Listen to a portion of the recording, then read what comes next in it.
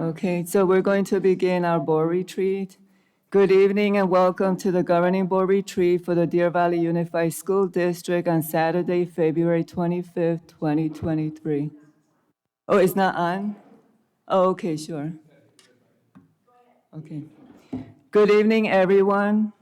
Welcome to the Governing Board Retreat for the Deer Valley Unified School District on Saturday, February 25th, 2023. I call to meet the order at 10 o'clock. Let the record reflect that all board members are present. So we don't have Ms. Fisher and we don't have Mrs. Orway. Okay. If you are able to stand, please do so. Join me for the Pledge of Allegiance and moment of silence. Thank you. I pledge allegiance to the flag of the United States of America, to the republic for which it stands, a nation under God, indivisible, and justice for all.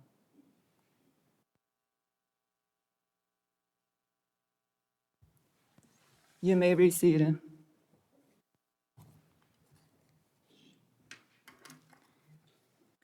Can I get a motion to adopt the? Sure. Okay. I would like to move to Agenda 9A and 10A to be tabled to the meeting on our next board meeting on Tuesday, the 28th, I believe. Okay, which one is that one? 9A and 9A and 10A, the last two on the agenda. Okay. To be discussion items, yes. Okay. Okay, so this one is the board ethic, right? Board etiquette and board ethics. Okay, so you're not doing this today? No, I would like to move them for discussion on Tuesday's meeting. For discussion at Tuesday's meeting. Okay. Can I ask why? Oh, just for time constraint, I'm pretty sure we're not going to have enough time to get through today. I just want to. My only concern with moving it to the public meeting is, again, the time constraint on the other end. That what? Because of the possible time constraint on the other end at the public meeting? Is that when you want to move it to? I'm sorry. Yes, I do, for a discussion item. Right. I just, my concern without seeing the agenda for the next public meeting is that agenda might be full already, and we could spend quite a bit of time because I think we could both agree we could benefit from that conversation. Absolutely, and I want to benefit from that conversation, which is why I'm asking to move it to Tuesday, because I don't think we will have enough time to move it. During the agenda review, we did agree that whatever we don't finish, we're going to bring to the next board retreat. We can have another board retreat if we need that sooner than what we expected. Okay, I would still like to be able to move it to Tuesday's meeting, please. We can vote on it. You got asked for a second, and then you got asked. Anyone wants to move this for the next board retreat? Any? I don't want to move it to the second? board retreat. I want to move it to I mean, Tuesday's meeting. to the discussion. I think, so just to be sure, I know what you're asking, or you're asking us to take these off of this agenda and move it to a discussion item at the next public meeting? Yes. Okay. I can't second that, sorry. Okay, I won't accept it either because for the same reason that whatever we don't finish today, we're going to move it on to the next board retreat. Okay. Okay, thank you. Ms. Simichak, I wouldn't disagree with moving it farther ahead today to make sure. What's that? I wouldn't disagree with moving it farther ahead today to make sure that we have that conversation, because I think that it's important. So if you wanted to make a motion to move it. Yeah, it's fine. Okay, all right, Okay, sorry. so Mrs. Fisher is here? I was, yeah, finally got it. Yeah. Okay.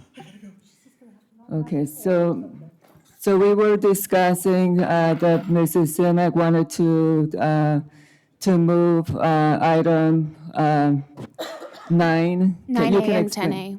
To discussion for the next, for the board, and then Mr. Carver and I, we said that whatever we don't finish today, we can have another board retreat. But we voted against it not to bring ethics to board discussion. I wanted to move 9A and 10A to the discussion section for this meeting, and they voted against it. Yeah, so, okay, Mrs. Fisher is here. Can I get a motion to adopt the agenda? I make that motion. Okay, I have a motion and a second to adopt the agenda. All those in favor, please say aye. Aye. Aye. How many ayes? And all those not in favor, please say nay. Okay, so we have 4 ayes. 3-2. 3-2. 3-1, sorry. 3-1. Moving to our next item, governing board policy and discussion. This is going to be with the Assistant of District Attorney Denise Lowell. Thank you for being here and taking your time. Mrs. Fisher is going to be presenting this part. Okay. Okay. So these are various policies that different members had concerns with. And so I guess we'll just look at areas that were of concern. I believe BBA was yours, Mr. Carver. Were there areas specific you wanted us to look at or address or talk about? Well, just in today's world of everybody taking everything so literally and specifically, it's important that we understand in our policies what each word and what each stand for and what they can potentially be interpreted as. And I was reading specifically in the first section, section B, the executive function. When you read it, just run on and don't slow down. It can sound different than what it's intended to be, I believe. So I might have misspoken, but it says the executive function of the board is concerned with placing in operation existing board policy. Most of this function is delegated by the board to its executive and administrative officer, the superintendent. So I'll admit my own shortcoming when I mentioned it to you. I understand that it's the board's job, it's a board's responsibility to develop policy, and then it's the administration's responsibility to execute it. So I understand why the word most is there, but originally my concern was for the word most, that I didn't want the board to be shrugging the responsibility that everybody ran their campaigns for and got elected to the board. But again, as I mentioned, I realize my own shortcoming, and I believe that it is worded correctly. I just don't like the word most because it sounds like you're giving yourself an opportunity to not be held accountable for your own responsibilities. But I understand why it's there. I just wanted us to have a conversation about that and see if anybody else had any takes on that or anything that they wanted to add. I think it's kind of funny that you picked that one up, because that's the same one that board members have picked up at every single ASBA I've ever been at when they're a new board member. And I think because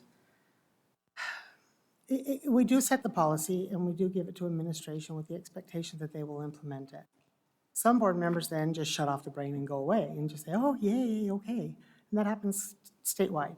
Some will be like, no, you didn't do it the way I want, and they become hover members. And I think the problem is yes, we do the policy, or the policies, and sometimes we should oversee the procedures. We give it to administration to implement it, which is where the procedures are often created.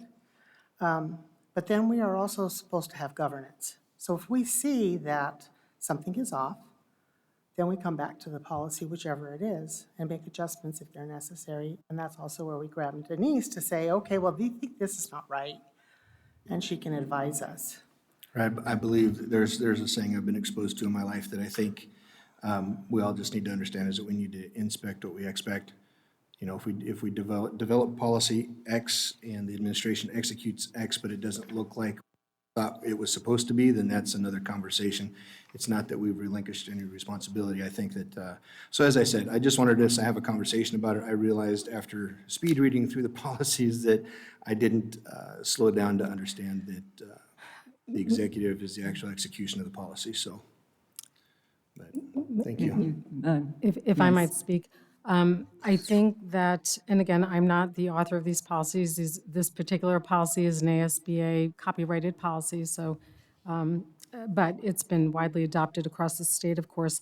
My experience with that particular section probably pertains to the fact that there are some places in statute that would not permit delegation to a superintendent, and then, so the word "most of the function," I think, is intended to reflect that, for example, only the board can hire or fire, only the board can expel a student. So there are some portions of state law that say that certain functions cannot be delegated. That's where I think that word "most" is coming from.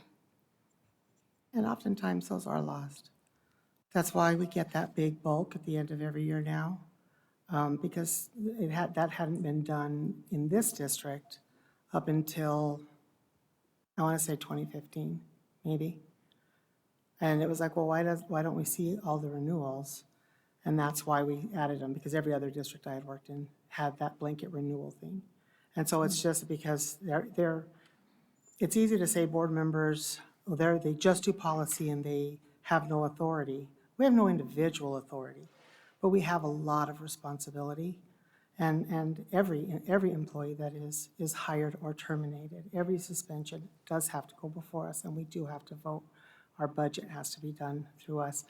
And that's all, we cannot just abdicate our responsibilities. So, is there something that we could add that would make it? One of think clearer? the things that I just wanted to clarify, governing board communication with staff. Like I gave my experience when I had issues with my computer. I thought, I'm 5 minutes away from IT. Can I get this fixed? So I need more clarification, with staff and governing board, like what's the do's and what's the don't. Because I think, from this experience, I did have staff that are also not clearly understanding what this policy means. So we've moved on to the BHC. Yeah.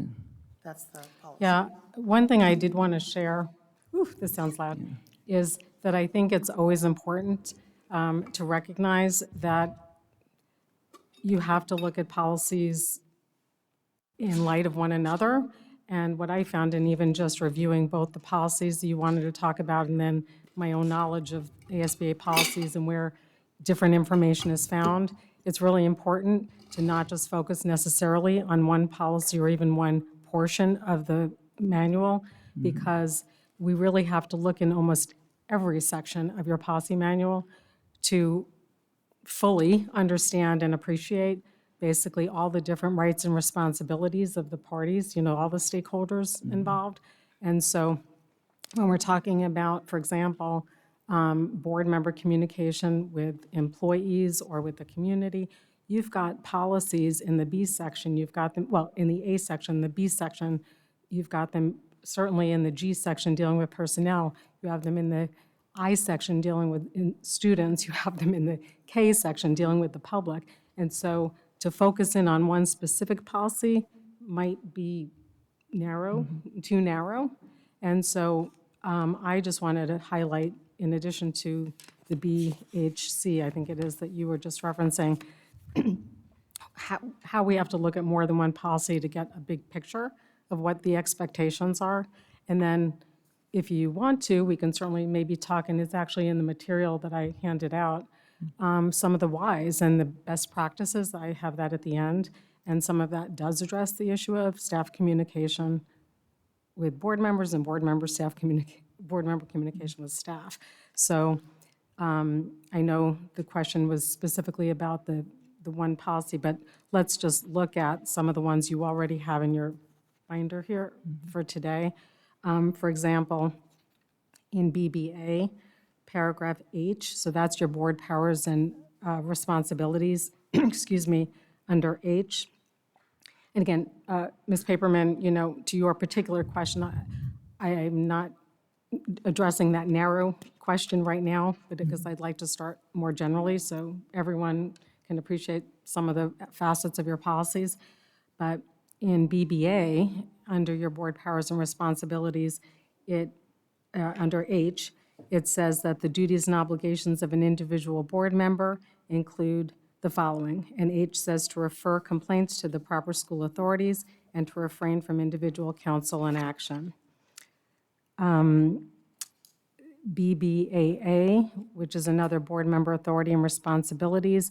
It reminds everyone, and I think maybe the point's already been made here this morning, that an individual board member has authority only when and to the extent that the board by vote has so delegated such authority. And the vote, by the way, could be either that you've already delegated it by policy, like, for example, the board president by policy has certain roles and responsibilities that other board members don't, right?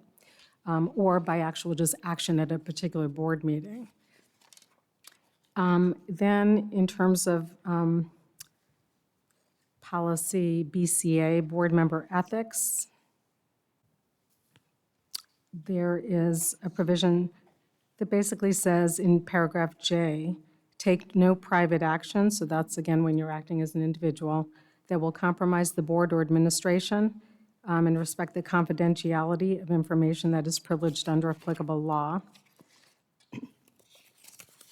Can I And ask a then, question? I'm sorry, Can I ask a question? sure. Okay, in regards to H, BBAH, it says, we talked about proper school authorities and restraining from individual counsel and action. This would include things like emails and stuff, right? Where maybe somebody from the community comes and sends an email to all of us, and it's important to follow that chain of command and maybe sending it back to administration. You know, I don't know why I'm having a little difficulty hearing with these microphones. Okay. Could you just repeat that? Yeah, so we have, the chain of command obviously is when there's an issue that arises, it goes to the principal at that school administration, and then it comes down possibly to Dr. Finch and so on.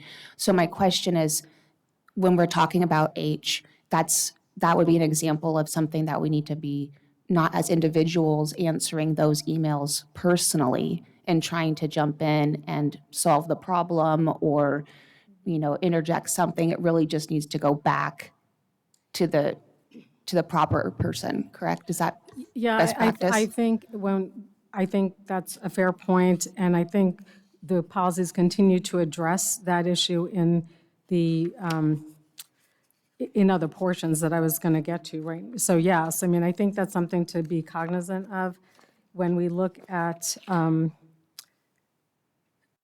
again, still in the B section, the superintendent is responsible for administration of the district. That's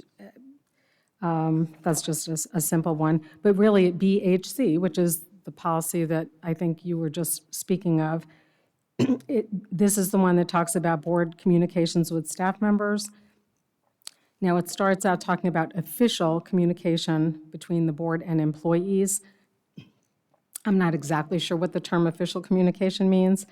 However, what I noted when I just was reviewing this in anticipation of this morning was that the first paragraph of this is talking about an employee's responsibility here, or limitation on their authority to communicate with the board, because it requires employees, so this policy is dealing with employees' initiation of communication, will first communicate on school or employment-related matters at the administrative level, and then when they exhaust that opportunity at the various administrative levels, they may communicate in writing with the board. So this, again, speaks to the board as a whole, not individual board members on the matter, right? And then, of course, they have, other rights, paragraph B, if they're addressing them in a different capacity, like as a parent, that type of thing. But we do need to keep in mind, and remember I noted how important it is to look at any individual policy in the context of other policies, because if, for example, the employee is initiating communication with the board about their own employment matter, about a matter that is needs to be handled in connection, let's say it's a Title IX issue, it's an employee discipline issue, it's a discrimination issue. You've got policies that are much more specific than this that lay out the proper protocols, and a lot of that is actually driven by law, by federal law, right, as well as state law. Because, when we allege discrimination claims or something like that, there has to be demonstration that everyone involved received appropriate due process, that that an investigation was properly conducted and documented. So it's really important to always keep in mind the bigger context of what's going on and think about how it might pertain to other policies and laws, okay? So question, so from my understanding is communication with the staff, if it relates to a concern that they have, like, as a board member, I am very well aware, and the staff is very well aware with the change of plan, and also, of course, open meeting law, and also, what policies, staff have that, yes, eventually goes to the superintendent. But I'm talking about even like talking to a staff, building positive relationship that does not pertain to that, what a policy is saying. So this is what I'm trying to, to get to, like, that there's no fear, for staff and board to communicate, that nothing related, to, if they have any concern or anything like that, just, building positive, relationship. But I think that people have to be able to do their jobs, and, if you're just deciding that you want to have your computer fixed and you're not going to the proper people to make sure that you go to the right person, because maybe IT isn't the right person in this case, that where you're going, where should you go to talk to that person? So you Well, get to the right I did talk to the person, and the person was willing to until he got the information from the district that I was violating policy. So that was, like, that was kind of confusing, so. Yeah, I'm just Yeah, saying that so- that individual has a job to do and a description of what they're supposed to be doing. So if one of us, let's just say I jump in and they're working on a project and I say, I need help right now, Yeah. if that particular person might say, oh, I'll help you, because, yeah. We communicated, I'm not done yeah. talking, please stop interrupting me. That person can say, I would love to help you, and they do it, but that's taking away from their other job. So there's the process, and the best practice of chain of command is that, one, you get to the right person, and two, that they have time to make time for you to take care of your issue, if indeed that is the right place that you should be at for getting help. And this is what happened. So the situation, yes, I am familiar that staff has a job. I communicated with the individual after school or early morning before the job started. So we communicated that. But for whatever reason, he got information that I'm violating policy for communicating with a staff. It doesn't matter if it's before school hour or after school hours. Well, our board, our district office here doesn't run on school hours, though. Our schools run on school hours, but as far as I'm concerned, our district is running 24/7. So there's not a set time of when it's appropriate for you to think that that's the right person to go to and then to jump right in without going proper chain of command. Ms. Fisher? Denise, I think one of the problems that has come is everything has become volatile. Everything. And it's this policy, if you notice, when it was adopted, we went into great lengths to discuss this policy. And the reason we did so was because we didn't want employees to feel as though they could not talk to the board in general. We had issues, which I guarantee are aware of, with a board member who would go to campuses and instruct or try to instruct campuses, and it became problematic. So we were, and that was a concern, but we also wanted to be sure that we could talk to each other, that we could build relationships. And so this policy has become a weapon that is changed over time. I'm hearing correct things and incorrect things in that, yes, if somebody contacts us and says, hey, I'm going to be fired, you need to stop this. That is not appropriate chain of command. It needs to go through their chain. We understand that. Same thing with a parent. Look, my IEP is not being honored. We need to send it back through the system. It's got to follow its train. But where this has changed somewhat is it has become Your only point of contact is the superintendent's office. You are not to speak to others without permission. And that started with me, and now it's translated to others as well, and it's problematic. Board members in the past have always had IT repair or change our technology if there was issues, regardless of whatever the problem was. The board, you know, I get it, we're not employees of the district, but other than myself, I am 99% sure that all other board members have district IT, district tablets or what have you, which is overseen by the IS&T department. And so we need to somehow, if there's a way, to make this policy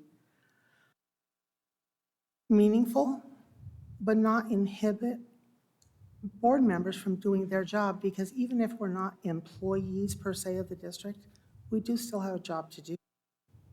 So do you have a recommendation of any way we can address that? I'll jump in here. Really, the question for me is, can a board member individually give an employee work to do? That's really what it boils down to, in my opinion. Or do they need to contact the superintendent, and the superintendent delegates the work? That's really, to me, that's the question. I think Say that's like what a help desk. that's what Stephanie's asking. Okay, well, I've actually heard several different things, is what I heard. I started out hearing from Ms. Paperman, you know, a concern about building relationships with employees. You know, then I heard from you, Ms. Paperman, a specific issue that happened, and I don't really know the facts of that, so I don't think it would be very responsible of me to try to weigh in on that.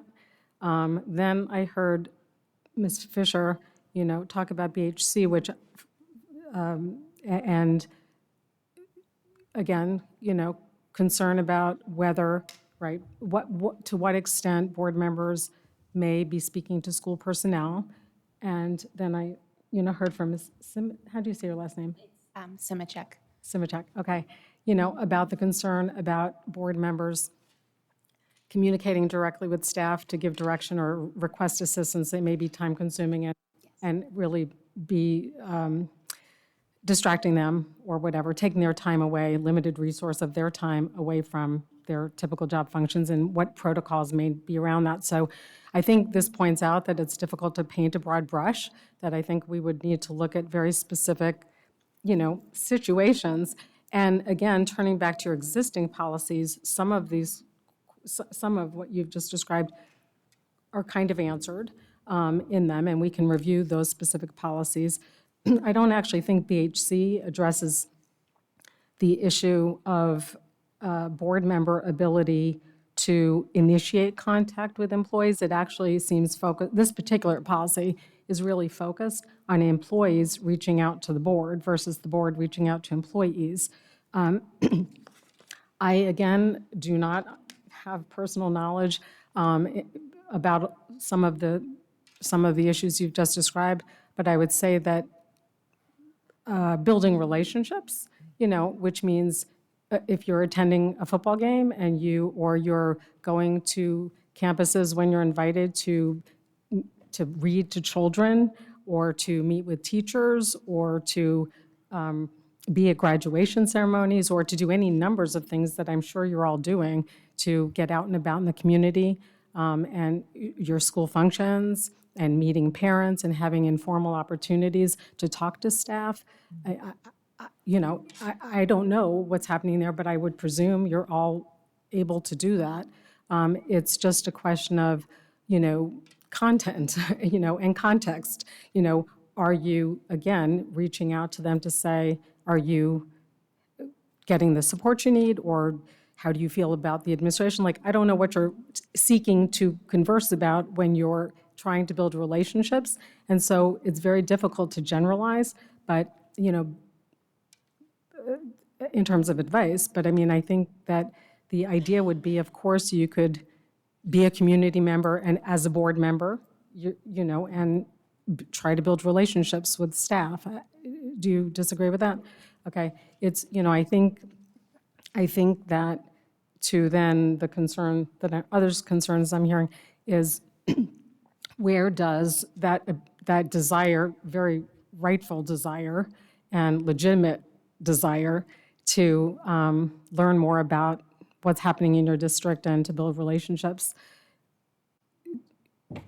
become something different, and then then go into the areas where they're really outside the scope of your typical roles and responsibilities, or that's violating, and I don't like really the word violating because that sounds kind of strident and strong, but basically just not adhering to the expectations that are actually set out in your policies or your practices or protocols.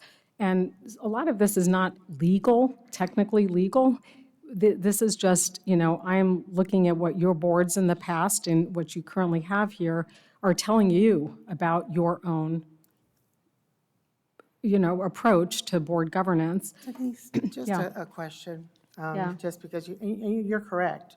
Board policies, as much as they are policies and we use them for certain things, and they are, because we are not employees of the district, there's not a punishment system for us, I guess if you want to say it that way. However, one of the things, especially with human resources in general, or people in general, is what you want to see is that a policy is applied consistently across all populations. So when does it become a problem that it's not applied the same for all individuals? Well, again, you're, I don't know what the facts are underlying this, so I don't want to be presumptuous about anything, but I would agree with the statement that board policies should be uniformly applied. I don't know if you're talking about uniformly applied between staff, among staff, or among board members, but it's always, it would typically be a best practice to enforce or to apply policies or regulations or practices in a fair and equal manner, generally. Sometimes, and consistently, right? Because we want to avoid concerns that people are being discriminated against for some unlawful reason or just not treated fairly, right? And that said, obviously, as a lawyer, there's not always, everything can be always or definitive, but there could be circumstances in which equal treatment isn't fair treatment. And we see that, of course, with students. An easy example, treating a student with a disability the same as you would treat a student without a disability may be equal, but it's not fair, right, or appropriate. So that's a non-board staff example. So I do think we have to be cognizant there may be times when equal's not appropriate, but generally, we want to look at uniform approaches. So as a board, what should we do, or how can we address when things are not being handled appropriate, or a policy's being not handled? Like just in general, how should we address it? Should we consider looking at the policy specific and drilling down? There is a bigger picture, and I understand that, and I think we all, to an extent, do understand that. But we also have situations that we do have to address, and I guess that's what we need is what's the appropriate protocol for us to do that. If part of the reason this one policy keeps coming up isn't because we don't see the big picture, it's because it's the one policy that keeps being told, you're not to do it, here's my policy. Okay. And so how do we address that? If Well- this is not, do we focus on this policy and change it?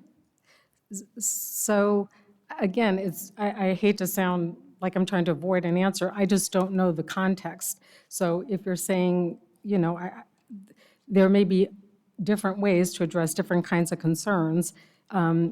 Direct communication, certainly, if what you're referring to is board member issues, then communication with the superintendent about the concern seems to be the most direct way to approach it. If, for whatever reason, What if that's not an option? It's always an option. When do you feel like that hasn't been an option for us? It's not an option. Yes, it is. It's never been an option for me. I disagree with you, I'm sorry, but You absolutely disagree not. if you would like, but well, I would public like meeting to. is the I only would place disagree as well. You can contact the superintendent anytime. You got email, I answered I within have 24 all hours. the emails that say I I cannot. have and I about have the 5,000 refusals. pages of emails from you Yeah. Yeah. currently. So I don't have that option. Actually, I communicate with you more than all these board members combined. That's a gaslighting move, trying to I'm mitigate just- what I'm saying. I Please actually had don't. IS&T run the numbers, and I communicate with you more than Oh, I any have other. a book, trust me. Well, okay, so, you know, if that doesn't seem to be an option, I guess really the question to me would be, what is the specific concern? Because again, when we look at holistically your policy manual, there are a lot of different options for communication to occur, but it depends on the issue. So if you would, Can I Yeah. give you my question in context, or why I'm asking that question? sure. We had prior board members We come. had two what?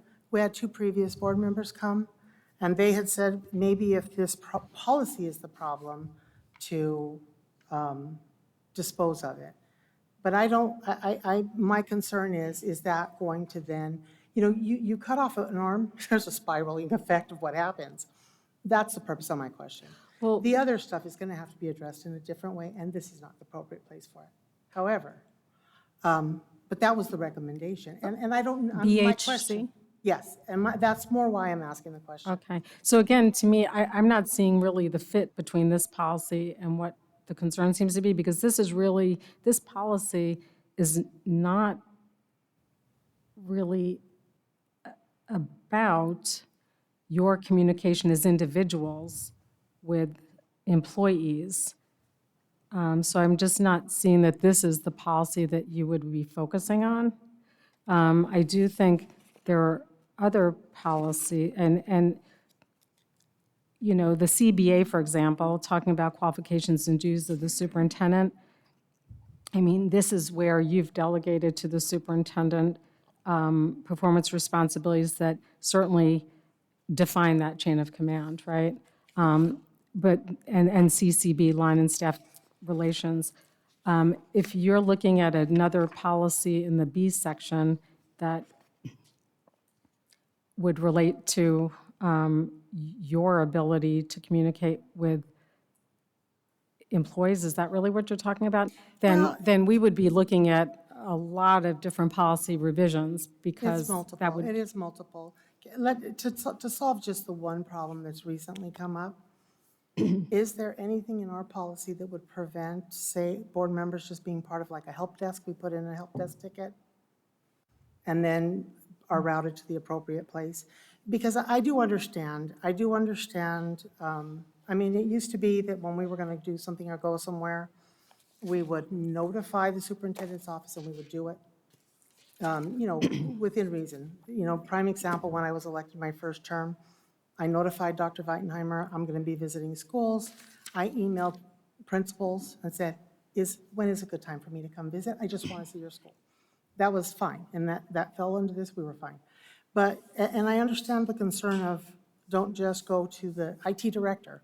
But Ms. Paperman in this one situation needed a source and didn't feel that it was being addressed. So is there possibly would it violate our policy if we just had maybe a help desk? I'm just trying to find a solution. So that on this can be- technology, I guess I would turn to the administration for a recommendation. Would it, I mean, certainly wouldn't violate law, and I don't think, I think there are policies, that speak to, again, communications going first to the superintendent, so that the superintendent's office, whether it's superintendent himself or staff, can most efficiently assist with those things. But if for some reason something's not working, then I guess I would initiate that conversation. And the specific proposal you just made as a help desk ticket, maybe that's a viable one. I don't know. I think it's important to note this particular topic keeps getting brought up, but in the end, it was nothing wrong with the computer because it was an online, board docs you can access from anywhere. You don't have to, it's not just your computer, it's an online program. So you can go and you can access that. That was a passcode issue. So I think the reason I that wasn't aware I'm that- talking. I wasn't aware you I had an wa- IT degree or that you were there. I was there, actually. You were not. I was there on our very first She was meeting. in agenda review? No, I was Oh, my sitting right here. goodness. I was sitting right here at the beginning of our This first didn't meeting. all occur there, ma'am. Excuse me. Ex- I am you talking. did. You are cutting me You are off. being inappropriate. I am not being inappropriate. are. I am stating the facts. They I aren't literally was facts. standing right there when she had to get her password reset. It was before my very first board meeting, and I was there. My Did not point is, occur at that time. that was probably second or third time that her password has had to be reset. It was not an IT issue. And the point is that if she had gone through the right channels and the proper channels, her issue could have been taken care of easily and identified, but instead of going straight to IT, because that's what she assumed it was, it took longer than it needed to be taken care of. Sheila, in the end, when I witnessed beginning here in our board meeting, prior to it beginning, our very first one, I witnessed her resetting her password again, and then immediately it worked. So Yeah, so Ms. Emick, that's not a situation that happened. On the 13th day is when Sheila was able to reset my password. On the 13th day is she said that she'll provide a different computer, but that's not what happened. then you didn't need that computer because you reset your password and everything was working Ms. well. Fulbright, do you think we should just bring this one subject back to an executive session and discuss it out, or, well, because this is I'm not, not- this I don't- can't be policy. Ms. Taylor, did you have something you wanted to share? I think an easy fix for this particular issue with computer issues moving forward would be a help ticket. However, not contacting them, not email, sending them screenshots of error message, just putting in a help ticket. And they would contact, like they would a staff member, when it's convenient for them. And not just saying, okay, I'm going to show up at this time, whether you have time or not, because that's what I was informed by IS. And then IS&T would contact them when it's convenient. And if they can assist them, they would, and if not, then they would address them back to me for board docs. If it's something else, then they would assist, certainly. Okay, so it sounds like this should not be complicated to sort out a solution. And if the help desk option is a good one for technology, then that's awesome. And if it's not, then it still seems like, based on policy and just kind of practicality and efficiency, contacting the superintendent's office so that the right people can be involved. And if there are issues of promptness, then again, communicate those concerns to see if there's some action that can be taken. Ms. Taylor? I might add, during this same time that Ms. Paperman was having a password issue and logging into both Board Docs and Board Vibe, it was two-part, let me remind you that. It wasn't just one or the other. But Ms. Ordway was having an issue with her iPad that she brought on herself, unfortunately, and she asked me, can I just stop by IS&T? And I said, no, you can't just stop by. We have to put in a help ticket for you, which I then did.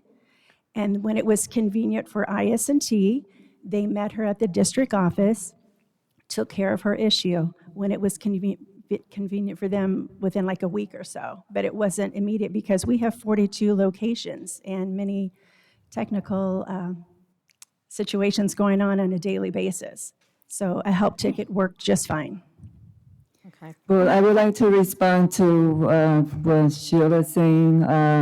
Well, what's interesting is on the 13th day, you did state that, oh, maybe you did not get support with IT to fix your computer because of a statement that I did during the Board of Administration pay. So I thought that was kind of like, did not make sense, like why would you say that? So, and that was on the 13th day, but that was when my password was reset, and that's when she offered to give me a new computer. Yeah, that's fine. All right, I think, we have a lot of things to take care of, and I believe that a reasonable solution has been proposed when it comes to technology moving forward. It's unfortunate that I think we have to keep trying to drain this particular scenario because the truth of the matter is people's feelings are hurt. They felt marginalized one way or the other, whether it was Ms. Paperman or whether it was Dr. Finch. or whether it was Miss Sheila. And so I think, I mean, if we discuss policies, C in BHC says that official communications policies, directives, board concerns, and board actions as appropriate will be communicated to employees by the superintendent. There's a lot of ambiguity there. I mean, you could say that your request had nothing to do with any of those, but it was a board action. So maybe the superintendent felt, but I can tell you, and maybe it's just because I'm the new kid in the room, it's not meant to be offensive to either one of our senior members, but when I was read into the district, having served in the military, I understand the concept of chain of command. And there have been several times I've sent emails where Dr. Finch is not the primary recipient, but he is copied. Because I always feel that, and if you were to put yourself in a manager's shoes, you'd feel the same. You never want something to happen in your house without knowing what it is. So I would encourage all of us moving forward that if you want to speak to a specific member of the staff, by all means, send that email, but you should copy Dr. Finch so that he knows what his people are being involved in, and then he will redirect them as needed in order to accomplish what it is that we're asking for. Because again, it might be because I'm new, but when I send an email asking a question, even if it's a specific question to a specific staff member that is not Dr. Copy him, I receive a response. Almost 100% of the time it's from Dr. Finch, but I get the response in a timely fashion. So my learning experience that I'm just trying to convey is that might be a different way to approach it. I don't believe we'll have the technology issue moving forward because everybody that's here and it's in the meeting notes now understands the process developed by which board members can put in a help desk ticket so that we can get it resolved sooner. It's really just unfortunate if we were to back away from policies and the whole process that everybody just can't agree that we could do better. For whatever reason that it took 13 days, for whatever reason things have had to be said and done, I just think that it would be useful if everybody that was involved just agreed that it could have been handled better, it could have been handled differently, and moving forward that we would all strive to just follow some of the things that I mentioned. But I don't think that we want to keep dragging this out because we've been here almost an hour and we haven't got past the first topic. Can I ask you a question? Yeah, When you send an email and you get a response, even if it comes from Dr. Finch, yes. does it come back with, don't you dare contact my employees? No. There was one time that I'm active in the community outside the board, and I went to one of the schools as a community member. And I understood after receiving the phone call, or actually the in-person conversation, Dr. Finch, he said, you know, we've had the conversation, if you're going to go to a campus, we need to be notified. And you didn't. And I understood his point because to the staff, regardless if I'm a community member or not, I'm also a board. So I didn't take personal offense to that. I didn't feel like he was trying to manage me because I've never been denied.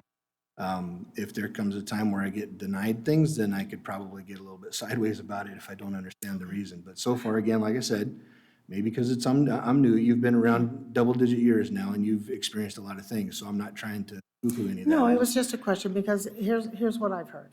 I've heard that you will get the response and you CC him, you add him, what have you. That's the typical protocol we generally had with Dr. Weitenheimer. It was. But I also heard two things.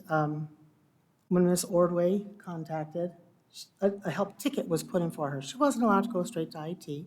A help ticket was put in for her. But when Ms. Paperman did the same, she was told, you are not to contact IT. You will bring it here and I will fix it. And maybe that's something that we need to work on is communication because it is. No, you hit the nail on the head. It was something that Sheila could do. The password she can reset. ISNT couldn't do it because they're not in charge of board docs, so. It wasn't just board docs. Miss Sheila couldn't fix the iPad, so that's why she put a help desk in. So you are correct. It wasn't just board docs. That's all it was. And also to note that Anne went to Sheila first before contacting the IT department. There's a different yes. situation. You went straight to IT without No, contact. she went to Sheila first also. Right, as Yeah. I mentioned, See, and I'm, this is what I'm talking about. You don't know the See, this situation, so we're gonna becomes move on, yeah. It's the Yeah. inconsistency. Yeah. Plus, things that board members are being fed, this is the truth, and it's like, you weren't there. It wasn't what occurred. I think this we're going to have to work on the communication chain. And then we're going to have to work on consistency of what's happening, because it's not the same. And this is very important because, I see myself as a board member dealing with a situation, and I'm just, when I hear from staff, yeah, I understand, I heard your board meeting. So, we need transparency. We need to have transparency in the district, like Mrs. Fisher said, communication. And yes, it shouldn't have taken 13 days to get my computer fixed.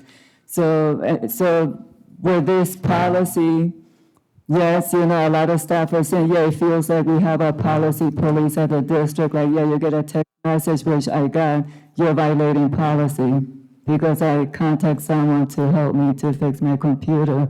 But the point is, we need to build a relationship with our staff and with our community, and not having that fear that the district is going to come and reprimand for something insignificant that could have been taken care of right away, and not being, point out, or you violated policy. So that was the point. And to me, building the relationship is it's important, and not having that fear to communicate. And I would add that I think it's a wonderful opportunity to build relationships with our district staff by going to events, attending those events, because they're very, they're informal. It's a nice opportunity to chat with them and talk Absolutely. with them. So if you involve yourself in some of those events, whether it's evening events or during the day, whatever works, then that's very helpful. Absolutely, it's very helpful. We're going to move on. I have one more. Oh, one We more, have yeah. one more set of Okay. policies. And I actually think I sent her the wrong one. So BDB is our board officers. Which one is the preparation of the agenda? BDB, board officers. Yeah, so that's this one here. Yeah, I have that. But I said, this is a notification of board meetings. So I think I might have sent her the wrong one. Which is the one that's preparation? BEDBA, agenda preparation and dissemination. Okay, so I must have just left off the B. Yeah, that's the other one. So when we were, which I'm kind of surprised this has a copyright on it, because we went quite extensive in changing this one. Okay, the version that I found on your district website does not have a copyright on it. Okay, I'm just looking at the one that was provided for us. Okay, so sometimes the policy, well, let's see, Policy I Bridge did, might no, not I have did, it? well, I did pull up this from,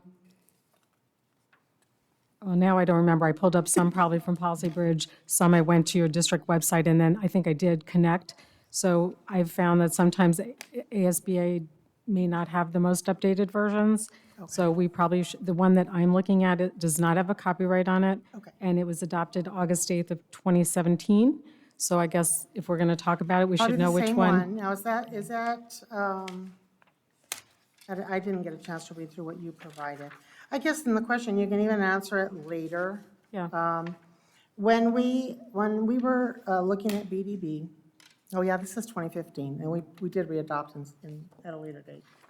We had added, one of the things we added was the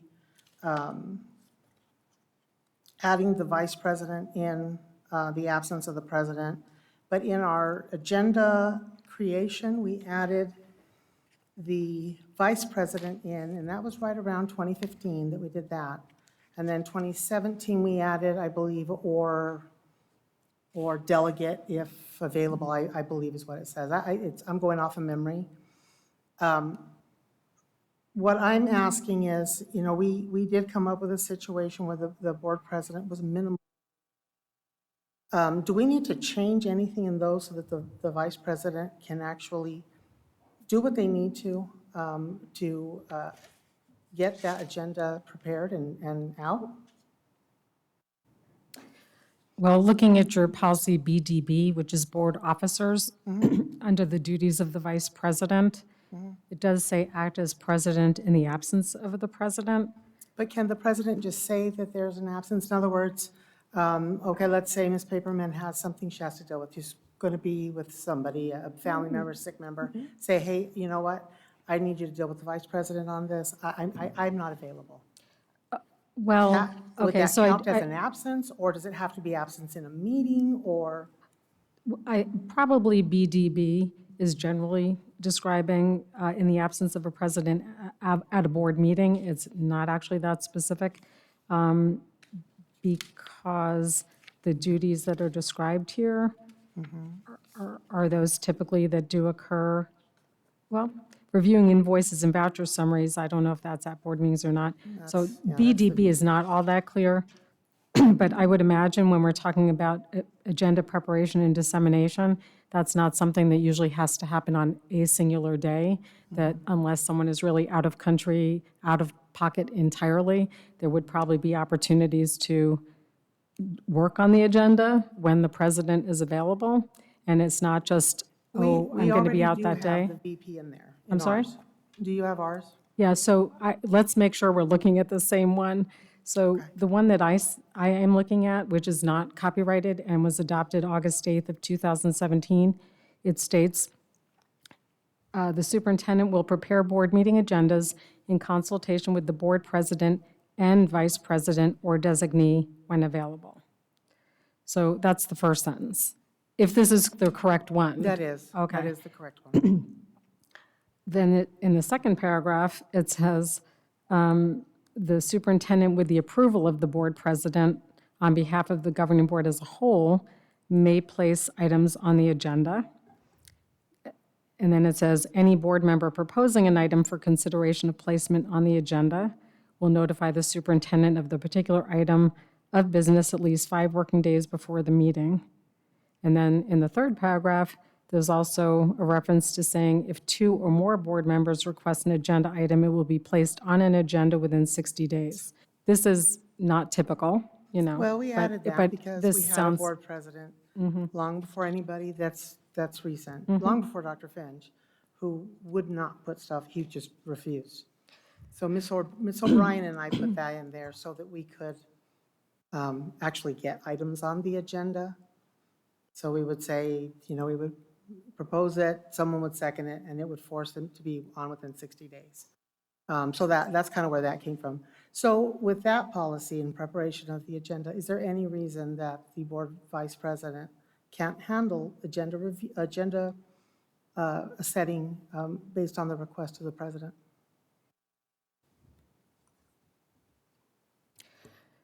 You know, I'm just literally reading the same thing you would be reading, which says that the superintendent will prepare it in consultation with, it sounds like both, the board president and the vice president or designee.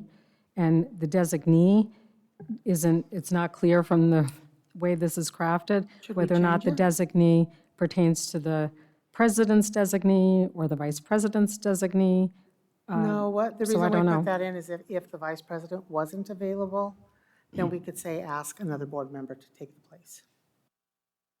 Yeah. That was why we had put the designee, because you can't have 3 of us. Do you have, yeah, I don't know if you have any practical No, that was an evolution, because it was a minority thing that we did a couple while ago, adding the vice president. But the second one is just as important as the first one. It says the superintendent and the board president are the ones that do the agenda. So what she's asking is, should we change that? So, Well, the and second using the one- application Yeah, of so something the, different. which I believe you are correct. The concept is absence would be at a board meeting, is what I'm referring to as well. That would make sense, it would be logical.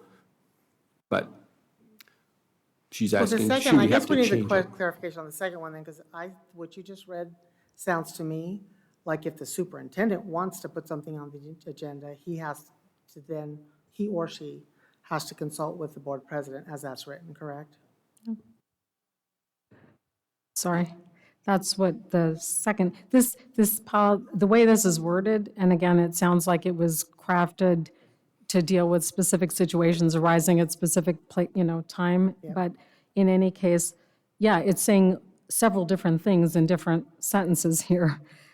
So the first sentence is, the superintendent will prepare it in consultation. That, I would imagine, has to happen in ordinary course. We need to put on budget items, we need to put on personnel items. I mean, we need to do all the ordinary course business that you do, right? And so you're going to work collaboratively. Then the second sentence, which does, seem to say that the superintendent, with approval of the board president, may place items on the agenda. And then the third sentence here is talking about other board members' rights to place something on an agenda. And then, so there's like 4 different statements in here about who, the protocol for placing items on the agenda. I don't know if if this is working for you, then so be it. If it's not working for you, then it may be time It to actually review has it. worked well. 'Cause Okay. Like I said, the evolution started in 2015. And it solved the 2015 problem, and then it changed in 2017, and it solved this 2017 problem. I'm just trying to verify, because it's whether or not Ms. Paperman is expecting to become a grandmother, and on occasion has had to ask me to take care of things for her because she needs to be with her daughter. And I just want to verify that the way this is written does allow me as vice president to step in with her. And we consult, or should we change that? Is it fine for that?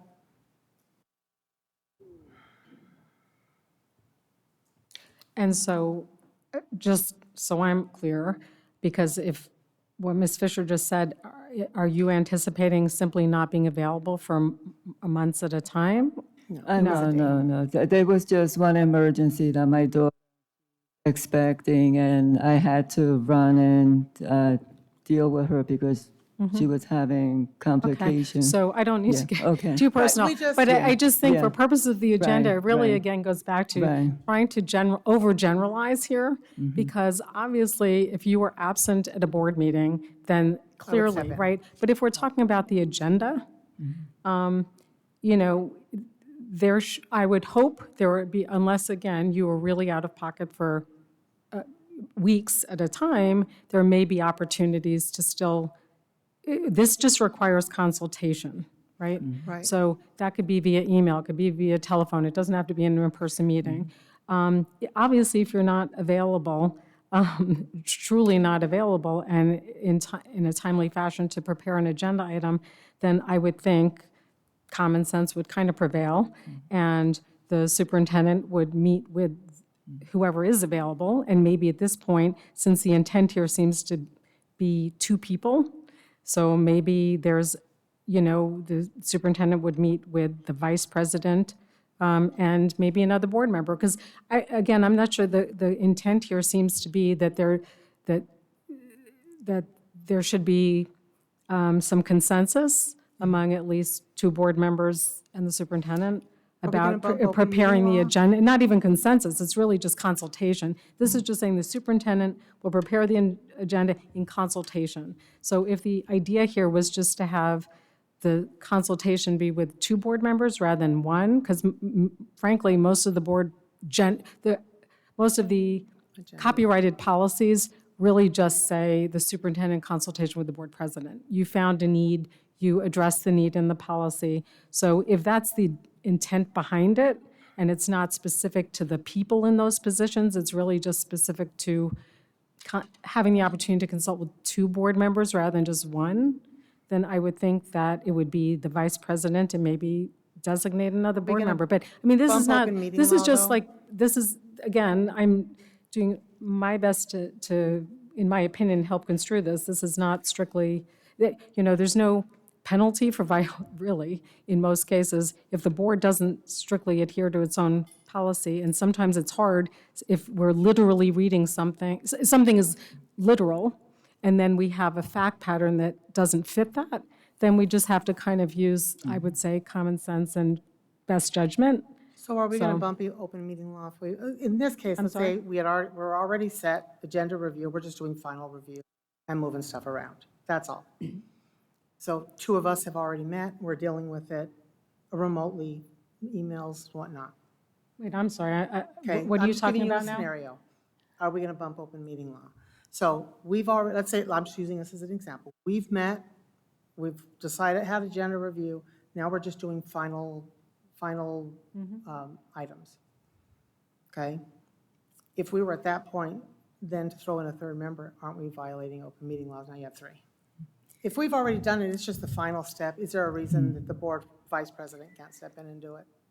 Since we've already done majority of it? Why would we need a third member if you're the vice president? If I'm having an emergency on that day, Mrs. Fisher, can you please, look at this and communicate with Dr. Finch? I need to run to an emergency. Why do we need a third member involved? Okay, well, at that point, again, I just don't know how critical, like, what agenda items are we talking about? I mean, generally, it's pretty ordinary course kind of agenda items. If it's really an extraordinary situation and agenda item that we're describing, then, it seems to me you would just place it on the agenda if there seemed to be agreement between Okay. one or two board members and the superintendent. Right. Or it's tabled until until a future meeting.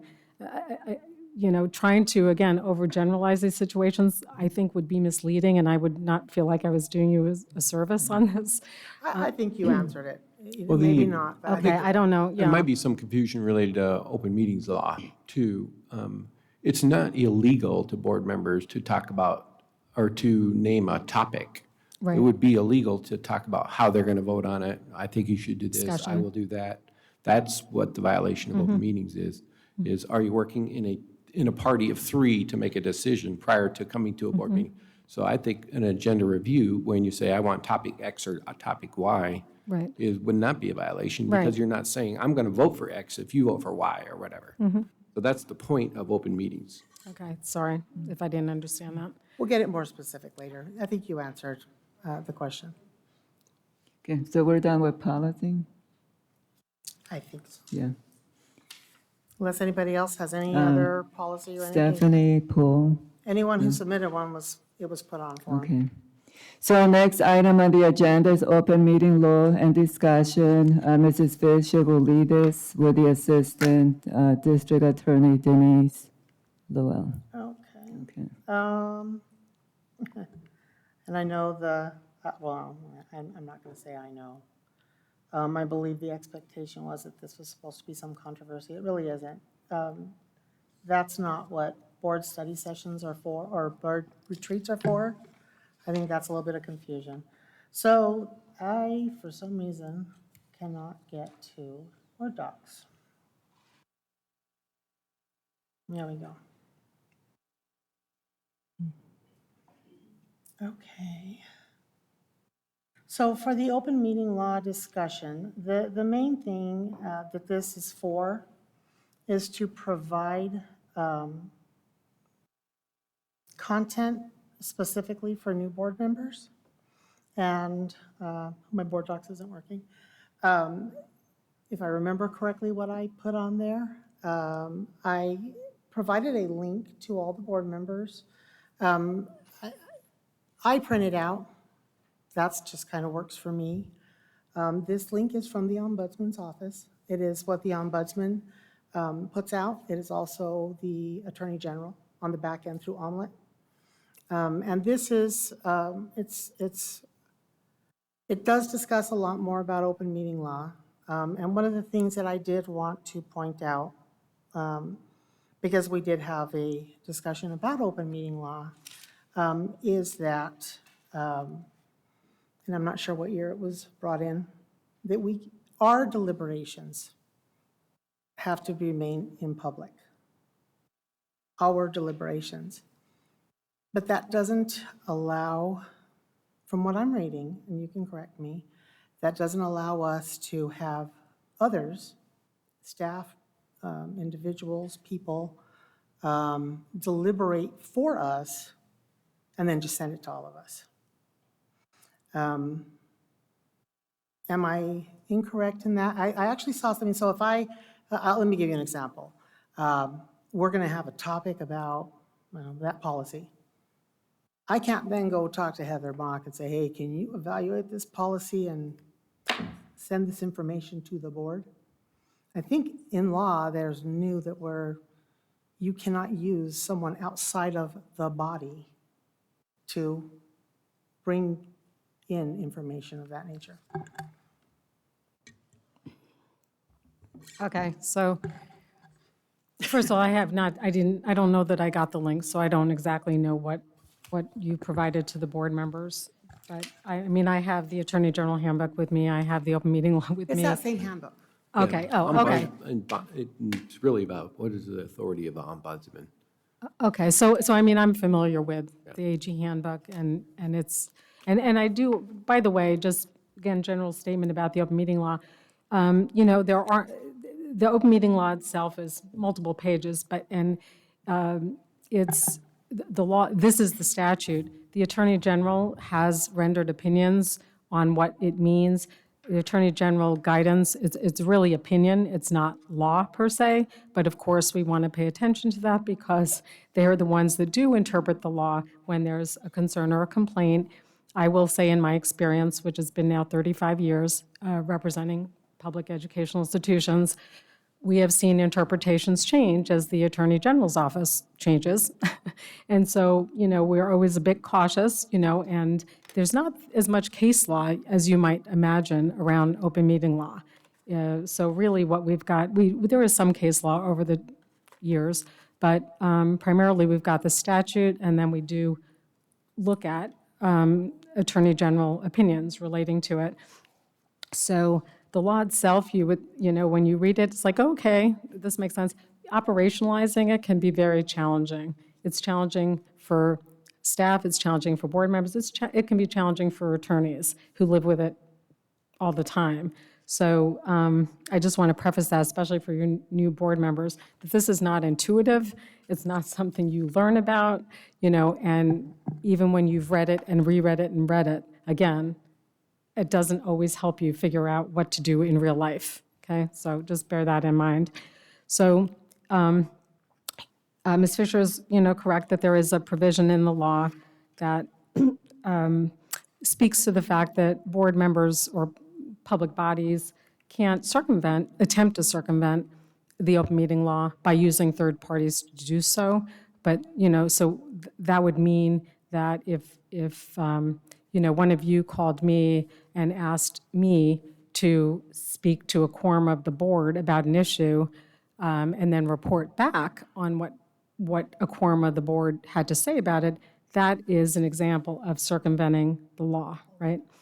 Because if I talk to three of you and then I relate to each of you what the other said, now you all know outside of a board meeting, right, what your opinions are, whatever. That is different than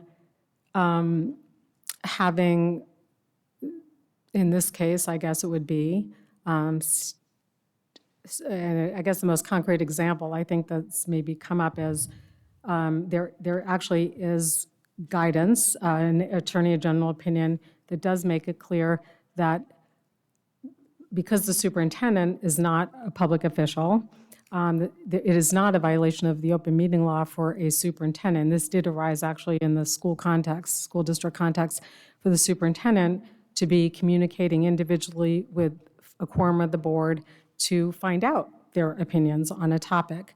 Where you would land into trouble under the open meeting law is if the superintendent then did the same thing that I just described, is to say, okay, well, you know, board member one told me that they would vote like this, so, and they would tell that to board number two, and board number two, you know, and then it becomes this round, what we call the round robin, right? So at the end of the conversations, at least 3 board members out of a 5-member board would know what the consensus was. But just simply, I mean, having a superintendent learn about the opinions of 5 board members is not a violation. So I don't know exactly if that helps. Let me Yeah. give you a scenario. Okay, let's say we have a meeting today about topic A, and you are the superintendent, okay? If new information came between that meeting, so whether it was presented and when we're going to vote on it, okay? If there's new information, you would obviously provide that to the whole board, okay? Not a violation. No one would think that is. Is it problematic if you then, as the superintendent, assessed the prior meeting? This is what I saw, this is what I believe, this is what we should be doing, and gave directive, and then sent that to the board. You basically deliberated the topic between the presentation and the vote. Should that be part of a meeting, or is that appropriate?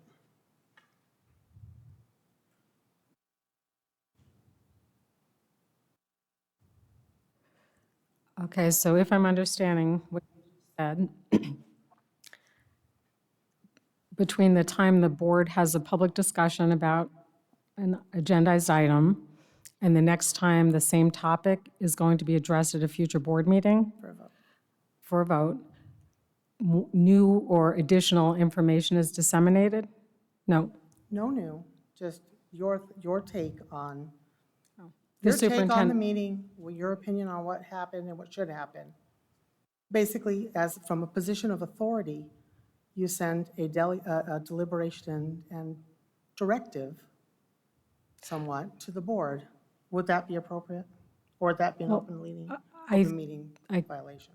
I would think that that is part of the superintendent's job, is to accumulate the information and then share it back out. Obviously, it's up to the board to decide what to do with that information and vote. So maybe I'm just not getting well, I'm not sure how the superintendent could be giving direction that's going to be definitive to the board, because only the board, if it's an action item, can take the action, the superintendent cannot.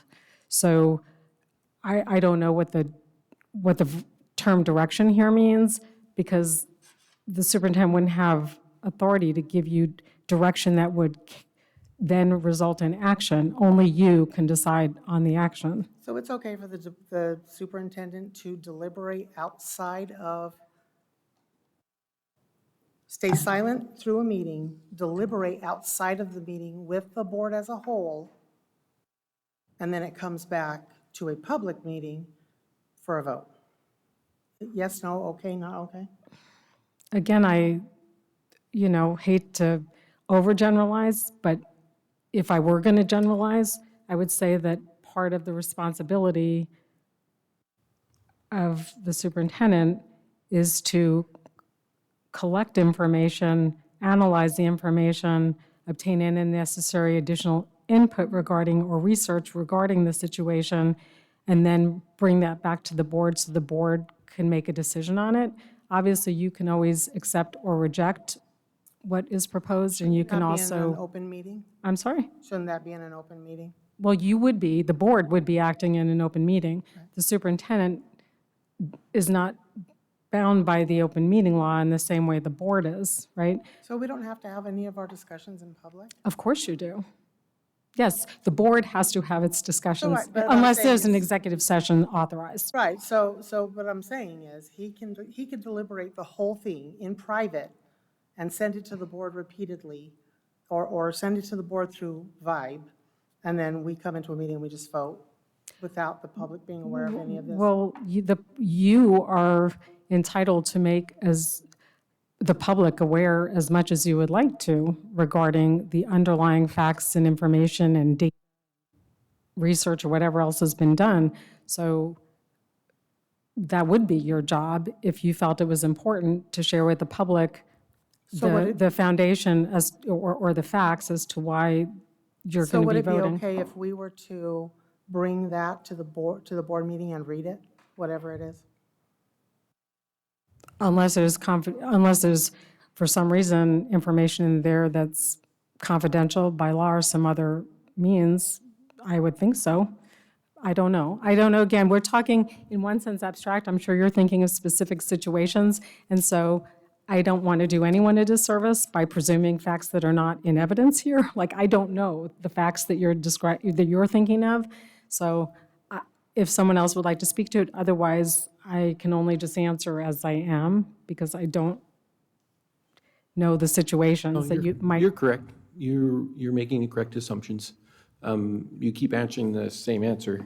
And The superintendent is not bound by the open meetings law like a board is, because they're public officials, elected public officials, so they have to do their discussion in public. But part of my job is to obviously inform board members as information that I know. That's my job, so. So then, Yeah, but but are any we kind of okay to bring discussion that to, needs to- are we okay to bring that to public meetings? Because we do it repeatedly. It's not just the one situation, but it's repeatedly. Yeah, that's my So job. can we bring that information and read it in the public meeting? Again, I don't know if there's some reason in some situation not to be able to. I would think generally, if there's information that is being shared with the board, so the board can make a decision in a public meeting, yes. But again, for example, like, let's say the issue, and probably not the one you're thinking of, but let's say the information is about a student matter, or it's about an employment matter. Well, That's some of that HIPAA. information would be protected by FERPA or by, personnel, laws relating to due process, et cetera, et cetera. So that's why I'm saying it's really fact-dependent, right, on how one would answer that question, because you wouldn't want to share publicly information about why a student's being expelled. Right, You so wouldn't- long as it's not FERPA, HIPAA, or legal advice, then we should be able to bring it. And Yeah, I mean, you just have to consider, are there any legal or other reasons why, it may not be good information to share publicly. It could be embarrassment, and it could be any number of things. I'm just saying that, hopefully everyone would be exercising appropriate judgment, so that you're discharging the duties that we've taught, that are set forth in your board ethics and your board responsibilities, and then in connection with all your other policies. So hopefully people are thoughtful, and again, exercising judgment, always bringing it back to what's in the district's best interest, right? So, Mrs. Fisher, are you talking about the Friday updates that Dr. Finch I hadn't even puts? thought about that. Okay, Yeah, so I have a question on that. So the Friday updates, I do have community members say, well, if you have the board members and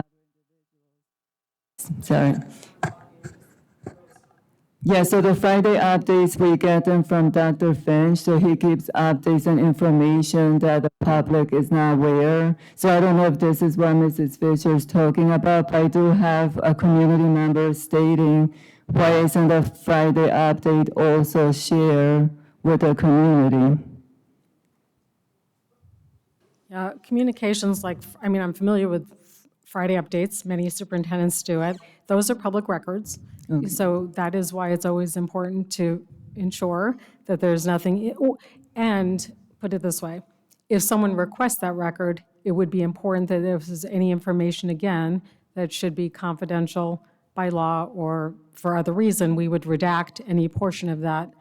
For example, by law, superintendents have to provide board members with updates regarding student suspension matters. Some superintendents are very nominal about it. There were 5 students at these schools that were suspended for 3 days or something. Other superintendents may want to put in more specific information about a student. If that's in a Friday update, because it's a legal responsibility to provide that information, we would certainly make sure that that information was redacted right before it was disseminated to the public. So, I'm actually but glad you generally brought that up. speaking, That's- the communications from the superintendent to the board, okay, pretty much most things would be public records. The question is always, is there a lawful exception to when it has to be shared or disclosed to the public, right? And there are lots of statutory exceptions, or there's case law on this that speaks to, again, even if there's not a specific statutory exception, say like FERPA, that would allow you to redact, part of a document or all of it, not disclose a document, if there's, again, this best interest of the state concept here. So, I'm glad you brought that up. That actually wasn't what I was talking about. I was referring to a deliberation that was sent with what I read as a deliberation and a direction. And it should be public. It's not even in an area where anyone would know to publicly records request it. And that's a problem, because to me, it's a back-end deception. But I am glad that she brought that forward, because that is one of the concerns that I repeatedly get from the community, is why is the Friday update a denied public records request? Can you speak to that so I can? I don't know if it has or hasn't been. I Yeah, don't know. it's actually before even I arrived here. The statement right on top of the Friday update says that this is proprietary information for board members only. Please do not disseminate to the district. You may lose, or outside the district, you may lose, I don't know. It wasn't written by me, but that's the way it's always been in my superintendent career as well. Well, I mean, I think there's, you can place that on there, and certainly what that's really doing is cautionary that we don't necessarily need or want all of this information blasted all over social media. At the same time, if someone makes a proper public records request, it would need to be available unless, again, it needed to be redacted for information that was confidential by law, or otherwise. So we should be honoring those public records requests? Yes. Oh, okay. I was just told that it was not being honored. Okay. And I had Okay. thought, I was talking about a totally different situation. Okay. I hadn't thought about that one. And again, it also, would depend, I mean, if we're talking about, I want to make sure we're talking about the same Friday updates that, I'm familiar with. If it's actually information about a specific situation, again, that is covered by a policy that, there is more confidentiality attached to it, that's a different story. But if it's basically, board, here's an update on what's going on this week, we want you to be aware, of this, we don't want you to be surprised, if you see something in the newspaper, those kinds of things, I mean, A general update. yeah. Okay, thank you. Because you can do it that way. If you put proprietary information in it and want it to be available to the public, you can just reduce your Friday update to, simple facts or whatever. You can do that as well. There's two different ways you can do it. Since I've been around superintendents, my 25th, 24th year doing this, the Friday update usually was handed to the board in the old days, but that was proprietary information because of information that only the board members should have access to. And if you don't want to do it that way, which I don't have a problem, you just reduce your Friday update to information that you want the public to have. Yeah, it's a balancing act, certainly. There is, Well, my concern now it that, just may require, I'm yeah, sorry. my concern now that it's been mentioned is because we'll ask questions. If you go to even the last board meeting, I had asked a question at the prior board meeting, which was answered in the Friday update. And honestly, it was a really good answer. But the question came from the public. So it doesn't do any good for me to have it in a Friday update. It really needs to go to the public. And so that's kind of been a theme, but they have been historically denied, just blanket denied. Okay, well, I can't speak to the facts here of what has occurred, but if there is any concern, then that seems like something, at least prospectively, that could be addressed. And then it also may result in different kinds of communications being sent out. Sometimes there's, so anyway, I mean, I think if that has been an issue, this seems like something then to work on going forward, to sort out what is the best approach. Sure. There's something else you said, just caused me to think about something else. So if there is a member of the public that has a specific issue or concern, or question, I guess, there are, ways for that to get communicated, obviously, to the administration, who can then respond specifically to that issue. And of course, I think through COVID, the public has become well aware of public records requests, so there are various options, and sometimes there's more efficient ways to get specific information or answers to the public than providing a document that may or may not really adequately address, or maybe more than they need to know. So there are means for the public to communicate with the administration to request information or documentation. So just keep that in mind as an additional way that the public could access information. Any other questions, board members, on policies? Well, and this one was on open meeting. We kind of got on a Or segue, open but meeting law? either way, there, it is helpful. It's the same that you have, and what it comes down to is whether or not whoever is the current AG and the omelet team will actually find fault. Some districts they will, some districts they won't, but if we're aware, it at least helps us Yeah, avoid Do you all? violations. Oh, I'm sorry. Did you all have opportunities already to attend true open meeting law training? Okay, so do you have copies actually of the open meeting law? Okay, good, okay. Okay, well, thank you for being here. Any other questions? I don't think, do we have anything else on the agenda that we need Denise for? Paul, Stephanie? No. Can we take a quick break, though? Just like a quick Yeah, 5? yeah. Yeah, so we're going to take a break. Our next item is going to be team building. Okay, thank you. Thank you, Thank you Denise. very much, Denise.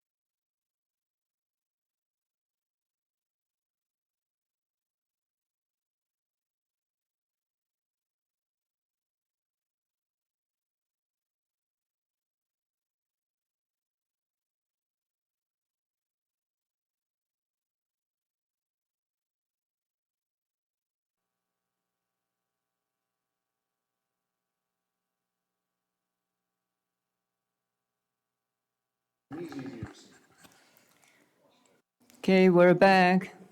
So our next item is number 4, team building. I'm going to make it simple because we have a lot on the agenda. So uh, basically, it's two truth and a lie icebreaker. So I'm going to give an example. To play, one person write down 3 statements about him or herself. The statement should be made up of 2 truth and 1 lie. So I'll go first. So you need to guess which is the lie. I enjoy gardening and I have a green thumb. I was born in a different country. I cook with no soul food for my husband. Which one is the lie? Number 1, 2, or 3? It's Gardner. It's gardening. Dr. Finch got it. Anyone else wants to go next? 2 truth and a lie. Let's see. I'll go. 2 truths and a lie. I have 3 degrees and from 2 different colleges, and I've got, let's see, I had surgery for a brain tumor, and let's see, I was born in Washington State. Anyone? Which is the lie? That is the lie. I was thinking it was one where you recovered from your brain surgery. No, I actually did that.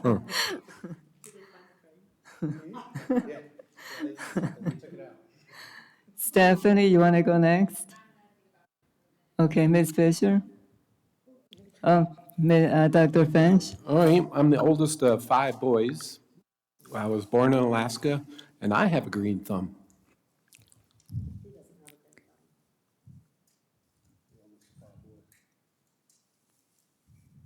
Wow, you guys are bad. I was not born in Alaska. Oh, not born in Alaska. Actually, everybody sends me their plants so I can fix them. Right, Sheila? And I am the oldest of 5 boys. Yep. Everybody thinks I was born in Alaska. Actually, I was born in Minnesota.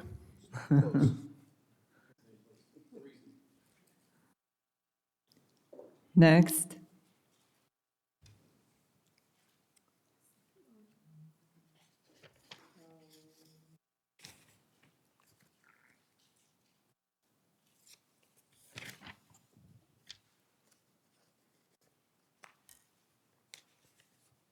Okay.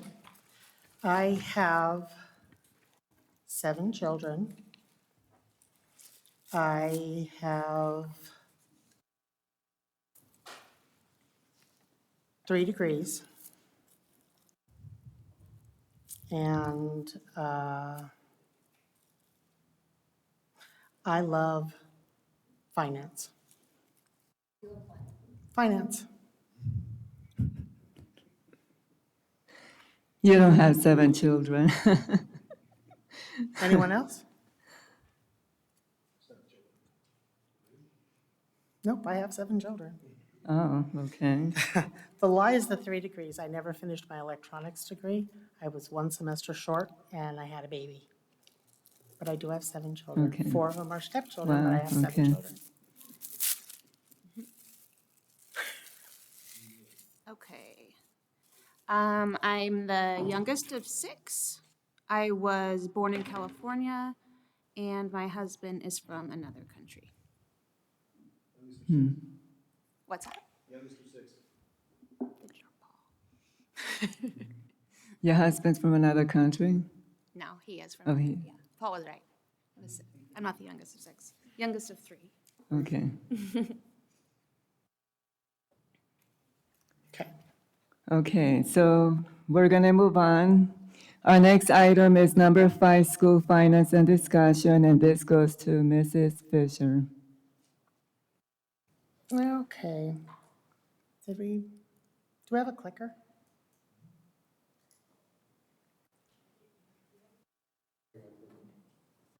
Okay, did you happen to find a more updated ASBA book? You did? Okay. Awesome, thank you. So I really would recommend that board members, if you want to download or just keep it, or you can copy it, print it, however. When, way back in the day, that is a document. ASBO always has that, or they've always had it as long as I've been in ASBO. And it's just good to give you an overview of school finance. Now, the very first thing I want to tell you is I am not in any way trying to make you a finance expert. I'm not going to teach you finance. I'm not going to bore you with that, regardless of how I love it. You're going to hear about finances from everywhere. The community, from the district, from others. There will be legislators, there will be sometimes congressmen if you happen to meet up with them, or senators. Somehow you always end up in a discussion about finances, school finance. In the community, you're going to hear things like, districts just don't have enough money, or districts just waste money. Districts need to be audited. If we could just audit them, we would see. Every cent should go to education. Cancel all other programs, put it all in education. And the problem is, and I wrote it there really clear, it's the Democrats, it's the Republicans, it's administration, it's charters, it's ESAs, it's private schools, it's unions. Everyone is going to be blamed for why there are school finances. The truth is, it doesn't really matter because you're never going to win this argument. It doesn't matter who you're talking to, you're never going to win it. So what you can do as a board member is be aware and just provide those references for the community. I don't know, when I was in school finance, how many times the implication was that we were somehow hiding money. We used to joke it was in our right-hand desk drawer. All that extra dough just fell in there. And reality was there was no extra dough. So I provided some links here for you. One of the things, and I did put the district links on the next slide. When you're talking in the community, a lot of times they're not going to want you to reference them to the district. They're going to say, yeah, they just lie. They're lying to you. You're lying to us. And it's all, don't get into that pitfall with them. Just inform them, provide them with the Auditor General. Let me tell you, school districts are never audited. School districts are audited a lot. We have your annual audit, you have single audits, if you have trusts, if you have other things.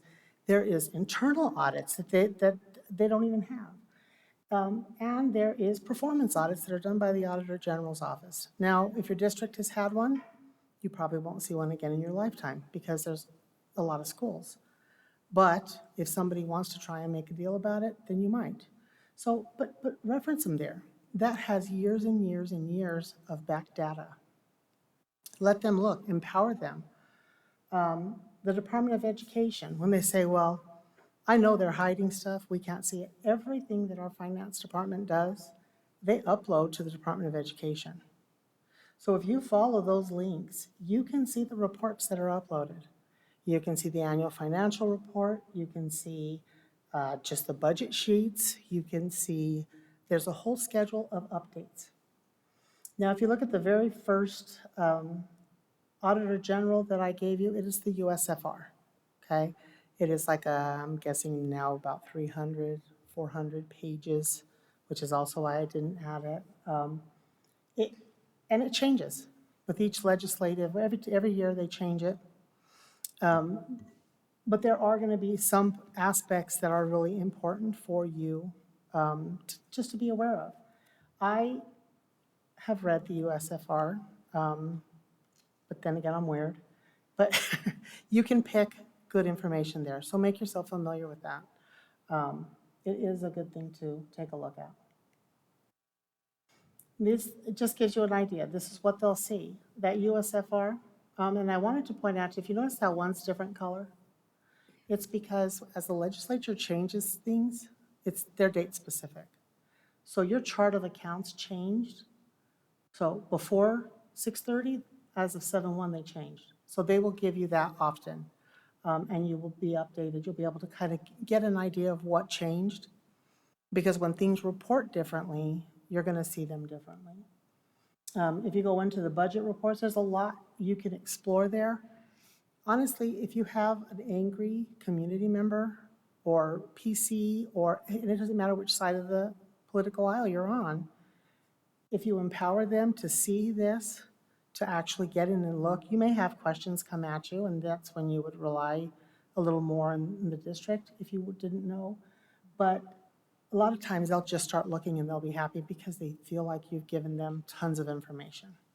And everything is there. That really is, well, I wouldn't say everything. There's our trusts and stuff like that aren't reported here. But our general school finance is all here, okay? From the district, you're going to see a lot of things coming at you, as you've seen already. Whether it's the budget, you're going to see different reports. When you're looking at the vouchers, and it's important that you can see, that you kind of have an idea of what you're looking at. And, whether it's Mr. Megarino or Ms. Mock or whomever that provides guidance and is there to answer questions, they know this stuff in depth. To actually dig into our finances, if you really wanted to look, it would take your entire term of just looking before you actually really learned a lot of it, because it changes on you every year. But these are two good resources. These take you to the finance pages, and it takes you also to, and then from there you can go to the 411, okay? This is the one thing that I wanted to just kind of show you. Way back in the day when I used to teach teachers and administrators at campuses, just kind of give them a little bit of an overview. It was an annual training I needed to do. I've always just shown them this. It's really easy to take a look at. This is in the USFR. And every code you're going to look at is a sentence. It will tell you where it came from, where it was used, what it was. And I used to use the example of a paper bag. And a paper bag isn't just a paper bag. A paper bag used in an art class can be a educational resource. It could be a manipulative, a supply. It could be, and then it could just be, a paper bag. It's a lunch bag. So all this sentence here will tell you what it is. When you look at that USFR, if you choose to do so, it has all the account codes, and they're all described out in what they are. The one thing that's different with Deer Valley is if you look at your 525 and 526, the only thing I gave you is the funds. Those two are backwards. It is no problem that they are backwards. It's nothing against Deer Valley. It was established long before that was set up in that order. So long as they keep it separate and report it appropriately, it's not a problem. But that's the only time it's different. One of them is your auxiliary funds and the other is your tax credit, okay? Part of the reason I provided just the funds for you is you're also going to get a lot of questions from community members saying, well, I don't know why you're sending, and what can I give you as an example? Okay, it was one that I asked about just the other day. I asked about a grant. We're spending a lot of money on a certain thing. And it was like, what is that? What is that for? The community might see that and they'll say, well, I don't know why you're wasting all this money on that, because you need to pay the teachers more. Or the example of why are we sending kids to California? Can't that money go to pay teachers so we have better classroom? And you need to look at the funds, and if it's an 850 fund, it's not even tax dollars, it's not our funds. It's student activities. So those students in that club or whatever it is, they raise those funds to use. In the case of the items that were being bought the other day, it's a grant. So each of these, if you are just somewhat familiar with what your funds are, that gives you an idea of whether they are grants, whether they are your M&O, whether they are, to be used a certain way. And so when you look at what they present to us, if you just are familiar with this, it gives you an idea of what bucket it comes out of. because you'll hear that a lot. People will tell you it's a bucket, it's in that bucket or this bucket. So that's kind of why I put that.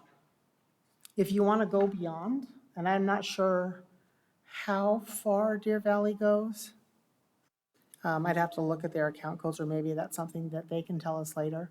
Generally, you can look at the whole and it'll give you it literally is a full sentence. The last district I was in, our unit was literally what school it was used at.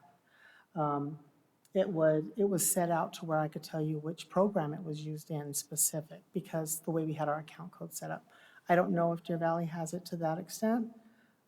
If you're interested, you can probably ask, and they would let you know. But so long as you at least know what bucket it comes out of when you get those questions, whether it's from a teacher or from a community member. Well, why didn't you put that money towards our salaries? Well, because I can't. Because it's a grant or because it's something. So I just thought this was really important that you would see that and be familiar with it to answer those questions. I will tell you, sometimes you're going to give that answer and they're still going to get mad at you. I had individuals who were very upset that I wouldn't agree to what they were saying because it wasn't true. It just didn't fit. And you empower them, they might still get mad. But at least this way you have some kind of a tool. Then when you start getting into others, sometimes you will, as you engage more with our higher political individuals, you're going to come to realize they're making decisions a lot of times without having any actual knowledge about public education at all. They don't understand where the money is sometimes. Sometimes they don't understand what's actually happening. And that's why it's really important to get involved. So I wanted to provide a little bit of more information. So I provided the request to speak. If you look at the bills, you can go and give your say. Any community member can. Oftentimes when you're talking about school or school finance, and they hear you're a board member, they will listen to you a little bit more sometimes.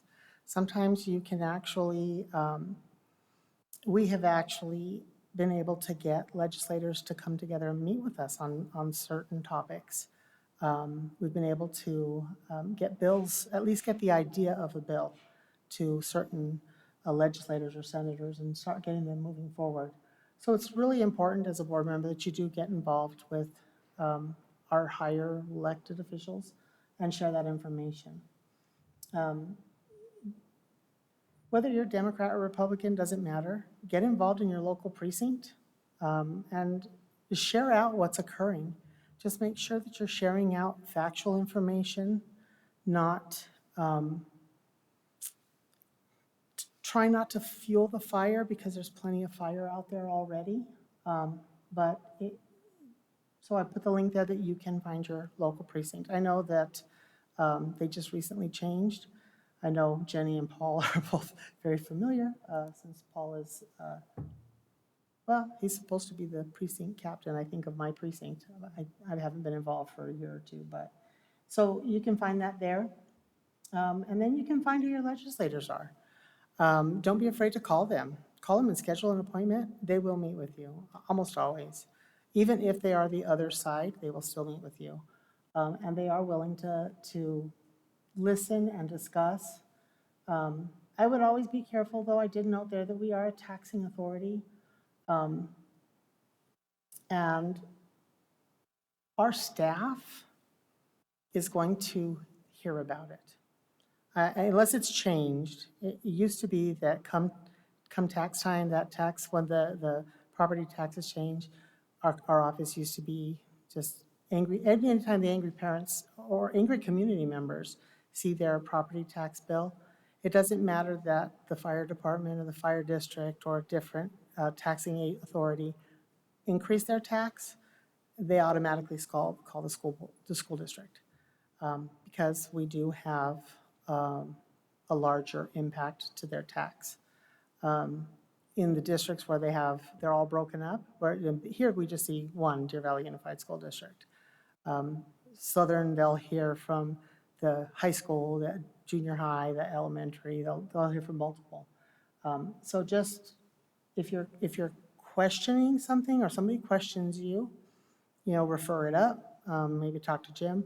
But I will tell you that the superintendent, Maricopa County Superintendent's Office, where they actually work with our staff to set those rates. He is always willing, or he's always been willing for me, whoever is at the office, to sit down and explain to me how that's done, how it comes about. So that may be an opportunity for you as well. If there's any other topics that you want about school finance, I think it would be really good to, let's plan on having a future. Maybe we'll have, if staff is available, they can give us a more district-specific guidance or help. So I would just recommend that you maybe let either Ms. Paperman or Dr. Finch know that a topic.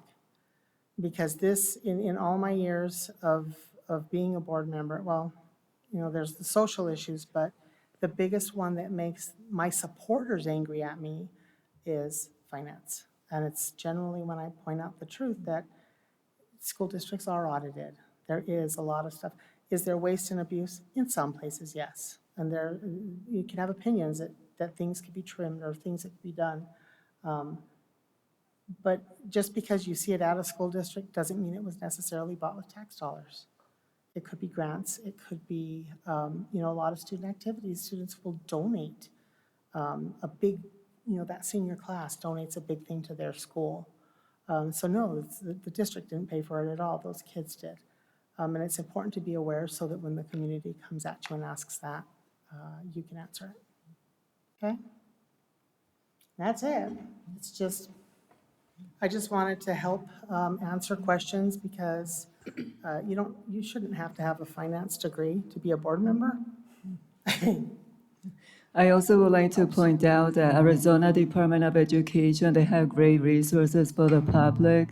So if you want to see where, for example, Deer Valley School District grants, you can go to ADE Connect and look for the public and then look into grant management, and then it will give you all the information, what type of grants every district is applying for. Thank you, Mrs. Fisher. This is very helpful. And I think as a board member, yeah, it is important that we understand the different buckets. You know, that yes, grants is different than M&O and, you know, what certain things, what can be spent and not spent.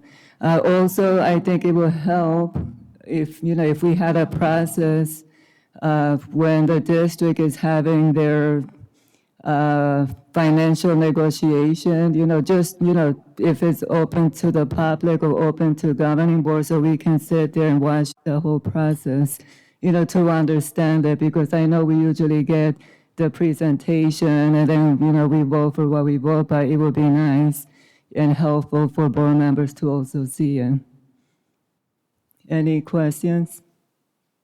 I just want to thank you for the presentation. Ms. Simichek and I were fortunate enough to go to the county superintendent's office the other day, and we touched briefly on finance, and I think the USFR code is very, very helpful.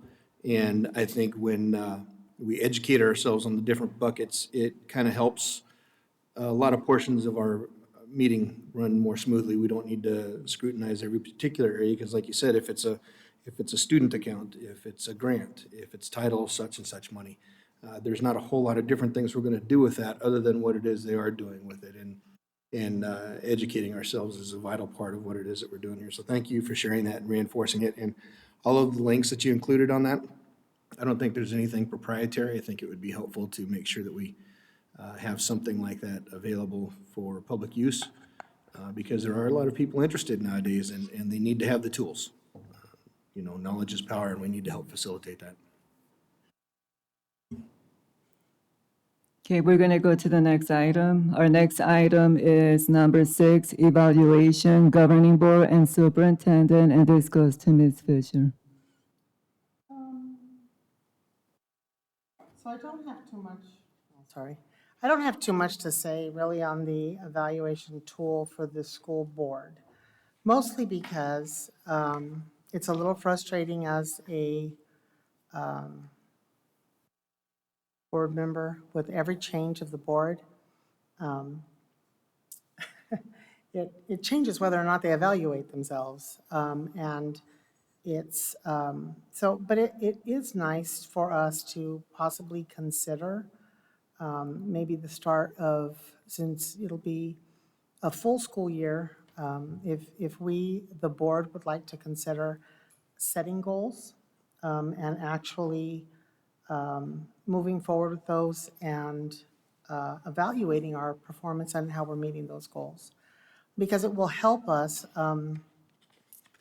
It hasn't happened in a long time, but I know that back in 2017, one of our big pushes was just to have communication processes and protocols and to make sure that we were following them. I think maybe there or maybe a little bit earlier is where we had started actually sending out messages to our staff because they are our staff.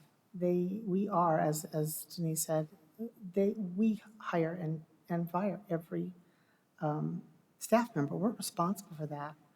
And so they need to know that we actually care about them. And that's where we started putting out those messages. I think they've kind of died down a little bit. We used to send a quarterly message. Started the school year. We hit all the holidays. But if the board wants to maybe plan out what those communications will be and who will do that, that's really a good idea. We did have some other methods that we had used in the past, so we can look at those. And I think that should all tie into an evaluation, and we should decide exactly what it is that we, as a board, as a whole, would like to be done in here. Now, what is provided here, there are some ASBA tools, and I know there are some controversies on whether or not ASBA is the best place to do that. We don't have to throw the baby out with the bathwater. We can set our own goals and decide what's important to us, find those spots of where we have common ground and focus on those. So I do think that would be a good idea. So if you want to review this, decide if that's something that you as individual board members are interested in doing. Perhaps we can set something summertime or mid-year prior to the new year starting and set goals for that school year. And that's a good thing. And then we can evaluate ourselves and how we're meeting them, maybe have a midpoint and then a final evaluation the next July. It just get us on a track where we're actually working together versus always gravitating to only the controversies. So that's it for that one. The next, I have a question. So I know as a new board member, when I did the superintendent, evaluation, first experience, I think it would have been very helpful, like Mrs. Fisher saying, well, what is the process? What are the parts? Because I felt like I was thrown in, I'm like, well, what is this? I had no clue, as a new board member, but I think well, for... we're gonna look at that one next. Okay. This one is just the board evaluation. And historically, it started and it stopped. It's partially started, a couple people do it, couple people don't, and it's like, and then it never comes to a final fruition. I just think it would be beneficial because there is such division, if we agree that we can come together with the things that we can agree on and set those goals and then move forward. And if it goes no further than here, then it goes no further than here. But it's a recommendation. And then we would also have Ms. Ordway here to provide her input in July as well. When I attended the Bolts training a couple Fridays ago, we went through this process of self-evaluation. And we reviewed the ASBA's tool that they use to do that. And they can come here. We can have a set meeting time and come here, and they will help facilitate everything. It's really not too complicated. It might take a little while, but it's very helpful. Yeah, that is a good option. We have had that done several times. So that, if that is something that the board's interested in, is having ASBA facilitate it, the cost is nominal. It's not a significant cost. There is a cost, but it's not significant. So if you want to do it that way, we can do it that way as well. But I just think it's a good thing to at least get on the table. Our actual evaluation occurs in the voting box. I mean, honestly, but at least if we set some goals and some standards, maybe we can try to find those common grounds and try to move forward. Because I think one of the things that Mr. Carver and I saw when we were looking at Vail is that it takes work and it takes bringing everyone to the table. So it's just the recommendation. But are you ready to move on to the superintendent one? Yeah. Okay. Before you get off of that, though, what I would recommend, and again, for an organization this size, 4,000 employees, 30-some thousand students, 34,000 students, hundreds of thousands of parents, grandparents, et cetera, I would recommend that the board's goals align with the strategic plan. Because obviously the strategic plan is a document that's done over a whole year from community input and staff input. And it would make sure that all the oars are rowing in the same direction. That'd be my only recommendation. That if you're thinking about goals, that would be something that would keep the organization moving forward. And also, as board members flip over, strategic plans are like 5-year cycles, and boards flip over every 2 years, so that keeps a continuity. So that'd be my only recommendation.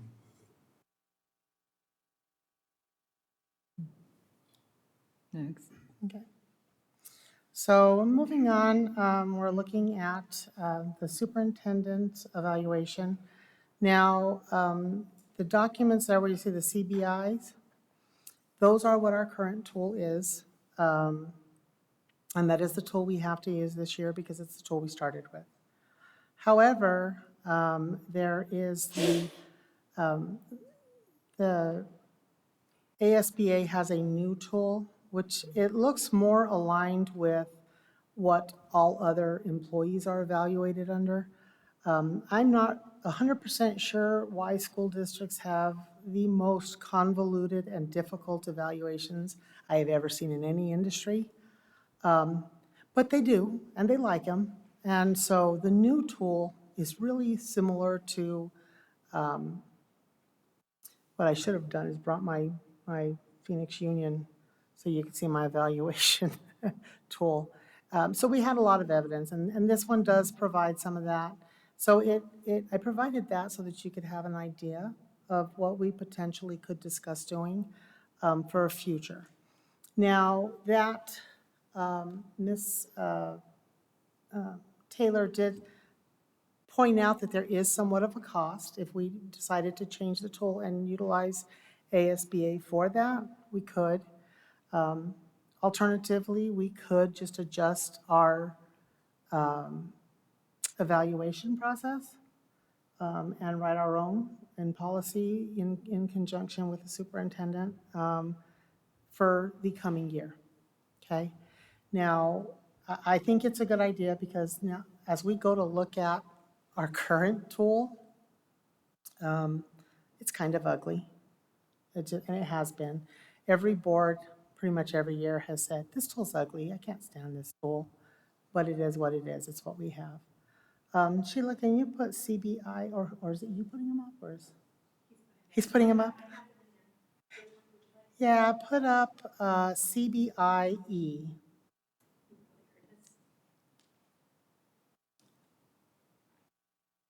So CBI is going to just be basically your policy. It's going to tell you that we need to do it, and it gives you a few days of when we need to do it. Your regulation, it's kind of ironic. We've never always exactly followed the regulation. So maybe that is a good discussion for us to have, is whether we're going to follow that regulation exactly. But it's pretty close to what we do. So if you go to that CBIE,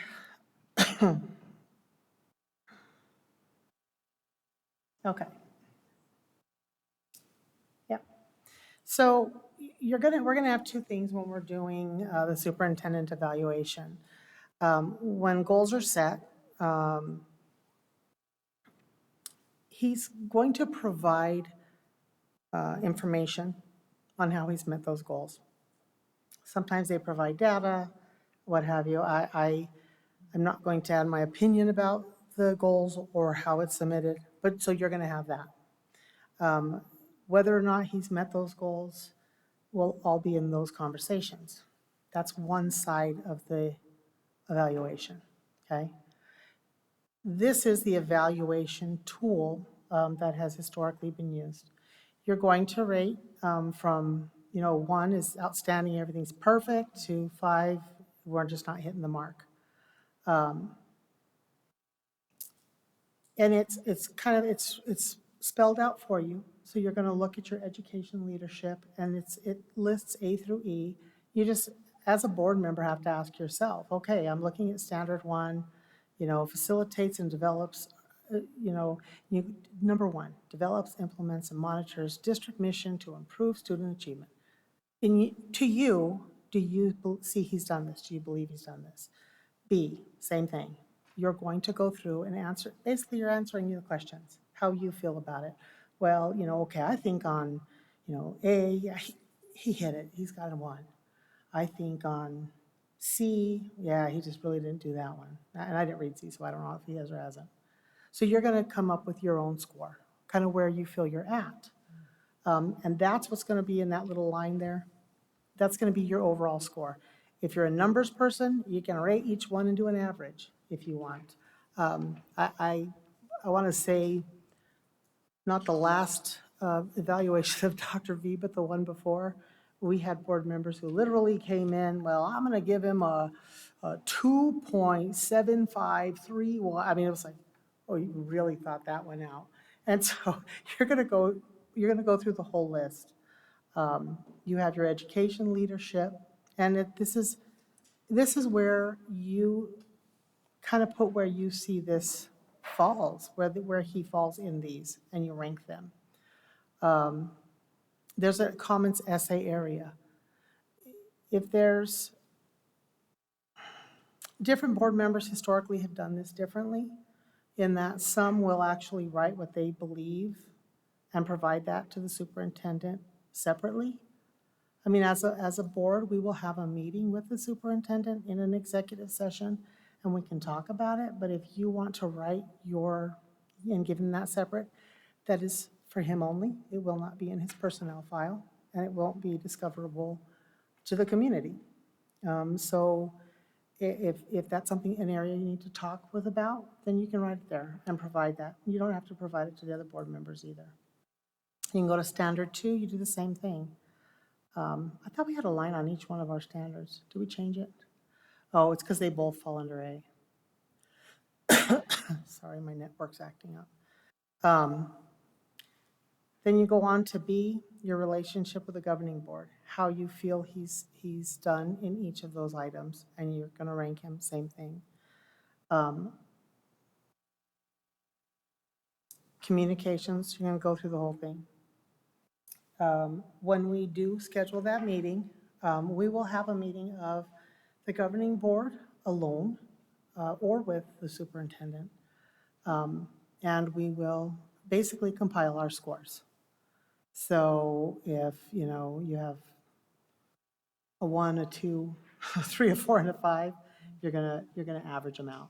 And then we will come up with a final statement in the end of what the overall evaluation is. Most of this tool, and this is adopted, but it's not always done this way. Historically, we had put where we average the scores, and then you want to keep the statements general, because whatever issues and drama we have should not be directly reflective in the moment in time. And that's just standard for evaluating an employee at any time. I'm mad at you today, so I'm going to do this, is not a true evaluation. I love you today, so you're perfect is not a true evaluation. You kind of want to look at the overall, all of it together, and get an idea of what this last year has been. And you put that in. We'll average that out, but we're going to do a statement. So let's say on number, what's it? Personal leadership, just because that's the one that's right there. Where he gets a 2.5 or whatever, or well, it goes the other direction. So, okay, let's say he gets a 1, he's perfect on that one.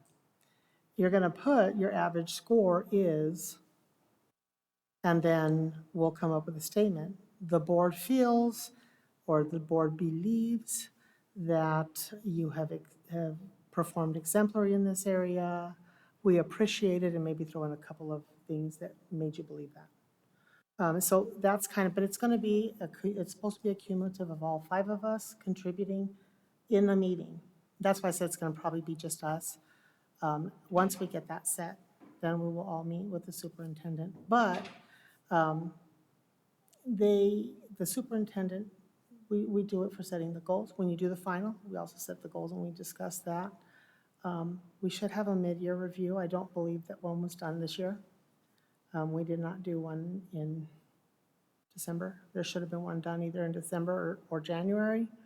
So that may be a discussion that we need to have. But make yourself familiar with this tool. This tool is separate from the goals. The goals are the data he'll provide. And so the two are come together, and that is what provides where we stand on as far as performance pay. Then if you look at the bottom of this tool, it actually does tell you that you're going to have your annual goals and objectives. That's the second part. But they are separate standalone tools, and they accumulate together. My recommendation would be that if, as a new board member, you read completely through this tool and keep notes maybe, or just note kind of, hey, this is good, that's not good. If there's an area that you have a significant issue with, and this isn't specific to Dr. Finch, but I've been a supervisor for over 30 years, and I'm sure some of you have too. But the evaluation time is not the time for a gotcha. If he doesn't know that you have an issue with an X, Y, or Z area, this is not the moment to tell him. It's also not a tool where you make him look perfect because you just want to. You don't want to deal with it, and then later you're mad and let him have it. So but this is one of our most important duties. And so I think it's really important that we all read over it. Like I said, this is an ugly tool. And in fact, I think every evaluation, I'd have to go back and look at my files. I think every evaluation I have completed on the superintendents here in Deer Valley has started with, I must tell you, this is an ugly tool and I don't like it. So please don't take it personal. But I think that it's our responsibility to provide this and to provide feedback if it's not positive. As a board as a whole, we do not have to provide that feedback unless it is the board as a whole. Let's say it averages out to a needs improvement or an unsatisfactory, not one board member. I could have an unsatisfactory issue, and that's for me to deal with, and you could have a perfect one. It's our average. If the board as an average on any one item is a needs improvement or unsatisfactory, we have to provide a statement and some guidance to the superintendent. And again, that should not be a gotcha at the end of the year. That should be at the mid-review. So if you have any concerns, you should be letting them know at that time. Is there anything else you want to know about that tool? Because I know that it was difficult when Ms. Paperman started.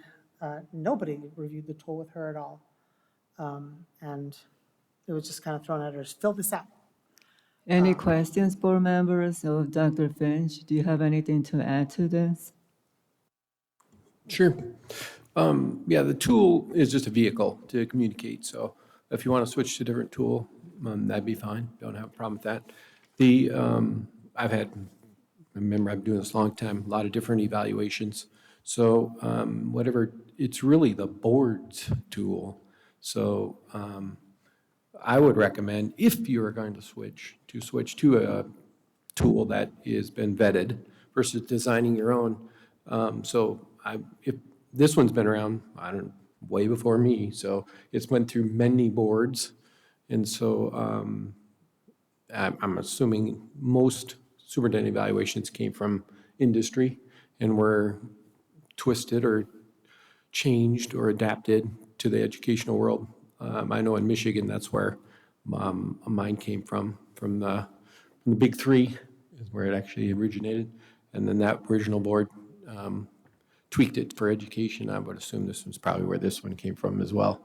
Because we are a business, a $300 million business as well as an educational institution. So we have some similar traits. But that would be my only recommendation is if you decide to switch to one, I would switch to ASBA's. Yes, there is probably a cost, but it is vetted and comprehensive and probably is more, as Mr. Fisher stated, more designed for education versus industry. Yes, we've had, switching gears on you, we've had two reviews already, mid-year reviews, I guess would be the right word, prior to the board flipping over. So we were going to do one right out of the gate, but we're going to wait until the board settled down in their leadership stuff. So I was assuming we'd do another one probably in March, April, and then the final one at the end. So, but all of my goals are all available on, we can send that again to remind everybody of the things that the whole district is working on. Because remember, every single person in the district, their goals all aligned to mine. That's the whole concept behind goals. So we can do another one when we, down the trail a little further, kind of an update where it's at. But yeah, that would be my only recommendation is that if you do switch a tool, I would just go with a vetted tool. Okay. So that will be a discussion with the board, like what, we decide as a board, what tool to use. I think the majority of the cost is that they come and do it with us. If we pay the one time, does it become our tool and we live with it until it's changed?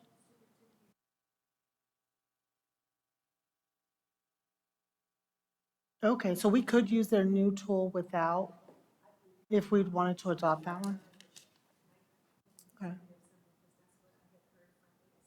Okay, so we can look into that. It is a cleaner tool, I think. This one is a little bit more, I mean, if you look on, there's one of the things here that talks about something about taking care of his health or something.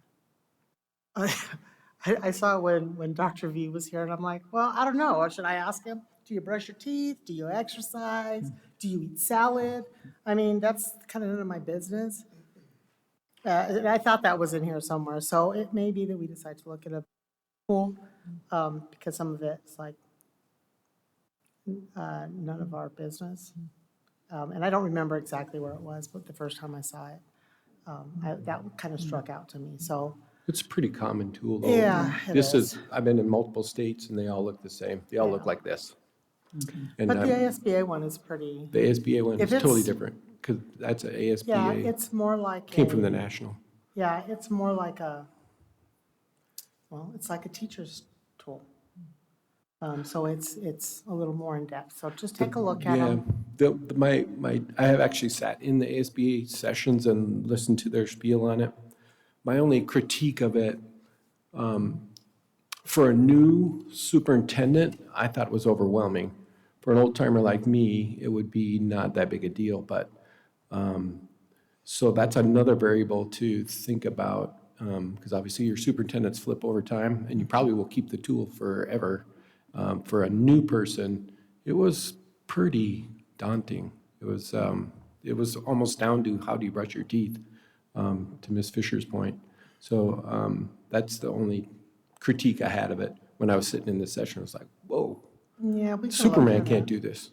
And some evaluation tools do get really harsh. I know that when we were doing literally when I did my last evaluation with Phoenix Union, it was a 20-page document, and I had to go through and say, okay, how did I meet this criteria? And I'd have to say, well, I attended this conference, I did this, and I had to give data. So I was like really pulling data. It might be 40 pages. Which was, well, It's no, that was long. the tool, not filled out. That was just the tool. By the time you filled it out, it had all this evidence added to it, and it does get to where you're just living for the tool. So we want to make sure that we don't do that as well, because it can get overwhelming, and it can get up to in the hundreds of pages by the time you start throwing enough evidence in them. And he is correct in that, you know, whether the superintendent flips in the next or 10 years from now, if the tool stays, you want to make sure that you're not setting up the future board for failure. So take that into consideration as well. You could have the ASBA come present to you and do their spiel. That could be an That'd option. be good. So board members, do we want like a timeline for this, or like for this to, you know, to look at and see what decisions we make?